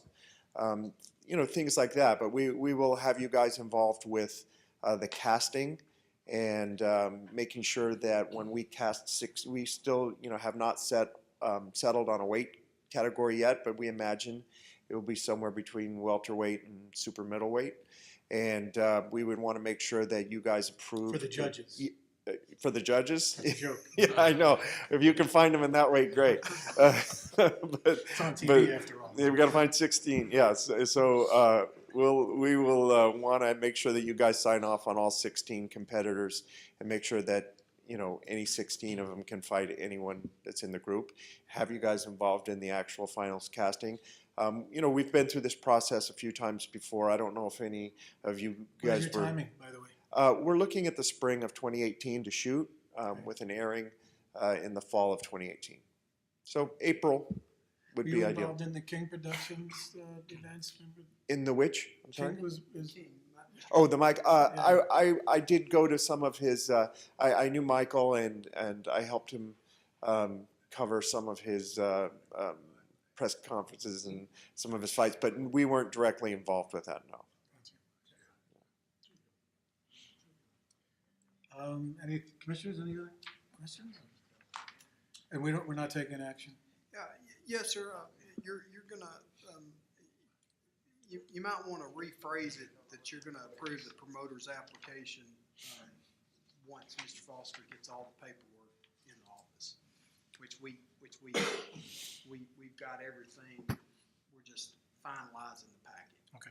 So may I have a motion to approve the application here with the appropriate paperwork and with review and approval by our executive officer, please? Move roll. Motion from Commissioner Allen. Do I have a second? Second. I have a second from Dr. Williams. Any other comments? Yeah, Yes, sir. I'm just wondering, again, I know that you're still working things out and finalizing things, the whole thing, and I'm trying to think back to the original series of The Contender. If there's any way to be able to work in, because obviously you're the writers and put together the show, to work in some of the things we're championing, like proper weight cutting or hydration or what have you, or a healthy weight cutting, if you will. I mean, I'm not sure how you work that in, if at all. Well, But just some yeah, ideas. no, and I would say that, yeah, I mean, you know, obviously balance the entertainment factor with, you know, trying to keep it authentic and trying to keep the messaging correct. And, you know, one of the areas that I think we've done a good job on that show in particular is the mentorship that we have with, you know, established iconic fighters when they sort of take these younger guys under their wings and they, you know, teach them how to train correctly and how to, you know, prepare themselves for, you know, the big stage and what it takes to get there. And I do actually think that, you know, weight cutting, but also CTE, there's a lot of sort of issues that have come up since our first, you know, sort of our first stab at this format that I think are more relevant now. And yeah, with that, you know, not knowing exactly what the show is yet, I absolutely would agree that, you know, there's issues that surround boxing and boxers and their health and their you know, everything from their finances and their health to their training habits that I would love if we were able to, you know, expose some of that on the TV show. And then again, to the extent possible, obviously we're trying to award some pension funds that, you know, are still in our bucket. I mean, if there's any way to partner with you to advertise that in any way, I mean, I think that would A be a minor win-win. storyline Sure. there, yeah. Yeah, or, you know, so much of combat sports is really driven by social media and you know, second, as we call it, second screen stuff and things, and internet sites and things like that. I do think there would be opportunity to keep the commission, California Commission, involved with, you know, causes that would affect California fighters and fighters from around the world. And then I would just say last, not to put too much pressure in here either. Sure. I know that when working with Andy, he'll probably promote this, but I think that the shirts the referees wear with the big CSAC logos on them look really nice. They probably look really nice on TV too. Yeah. Again, no pressure. Logos we can deal with. Just suggestions. Of course. I'm hoping Yes, sir. that he's going to get a credit of some form. We might be able to work that out. We might be able to work that out. Get him a SAG card. That would be awesome. That would be. Any comments from the public on this item? Ladies, would you like to add anything? Okay. Very good. Okay, we have a motion and a second. We need a vote. Please call the roll. Chairman Carvelli? Aye. Vice Chairman Lehman? Aye. Commissioner Fryerson? Aye. Commissioner Souter? Aye. Commissioner Dr. Williams? Aye. Commissioner Ayala? Aye. 6-0, sir. Congratulations. Thank you Great. again for sitting through this and listening. My and pleasure. coming to Thank see you all us. very Look forward much. to working Hope you with all show up once we start shooting. Look forward to Okay. working with you Great. guys. Thank Wish you all you. success. Thank you. Yes, sir. Yeah, Andy, are you still doing the 10 count for fighters that passed away? Yes, sir. You did it for Marciano? Which fighter, sir? Rocky Marciano? Rocky Marciano. You did? Sir, I'm not gonna say I didn't. I think I wasn't in, I don't think I was at the fights during that time. I think I was in a different, like, I think I might have been out of town, I spent a lot of time this summer Well, over. he just passed away. It's Rocky Graziano, not Marciano. Rocky I'm Graziano. talking about Rocky Graziano. Marciano. No, sir, we did a 10 count Yeah, for that's Marty what- that's what I was Salmon. asking you, are you still doing those counts? We are, sir. Okay. Yes, sir. Would you like to do one at the next fight? Would you like to have one done at the next fight? We can, Well, I thought you'd do it right after, as soon as it happens. okay. It's You get usually the up to word the out. promoter, You get the local word out. promoter to make that decision. Huh? It's usually, John, up to the promotion. Yes, right. The promoter to in fact put a 10 count. Well, As we get closer. but it's still our executive officer can tell him, or if he doesn't know. Absolutely. I think I misspoke. Are you talking about Jake LaMotta that just died? Yes. Jake LaMotta. Jake, Jake LaMotta. I met Jeff Lamont. I called him Okay. Rocky because he was Rocky. So maybe we Okay. can work on that. Thank you. Item number 10, public comment on items not on the agenda. Here's your chance to have a say about anything, basically. Seeing no one get up, item number 11, next meeting scheduled is for December 12th, 2017. It's our annual meeting in Sacramento. We'll be in the Capitol again, do you think? Or I'm working on that, in the sir, Capitol to building, get that. most likely, okay. Um, Make your plans now. Sir, if I could just Yes, sir. mention, and obviously you set the agenda, but when we get together to set the agenda, there's substantial and a large number of substantial items that are built up for that particular agenda. Just wanted to make you aware, and that agenda has the potential of being highly publicized. So this could be an appeal of the Jones Cormier fight on the agenda. That could be a possibility. It could be that appeal of his doping Right. violations. So Could- commissioners, that means that it could be a day-long thing. So you might want to plan your trips. It could be day-long, a full day of hearings. So it might, maybe taking a 3 o'clock flight, you would probably miss. So maybe make some options so we can plan accordingly. Thank you for letting us know. And the staff in the office can get your flights for you, and we can get you those kind of we can set you on a later flight. But if we get done earlier, we can move you up. Get that? Good. Anything else? No, sir. Thank you. That means we are on our final item, and that is an adjournment. Thank you all very much. See you in December.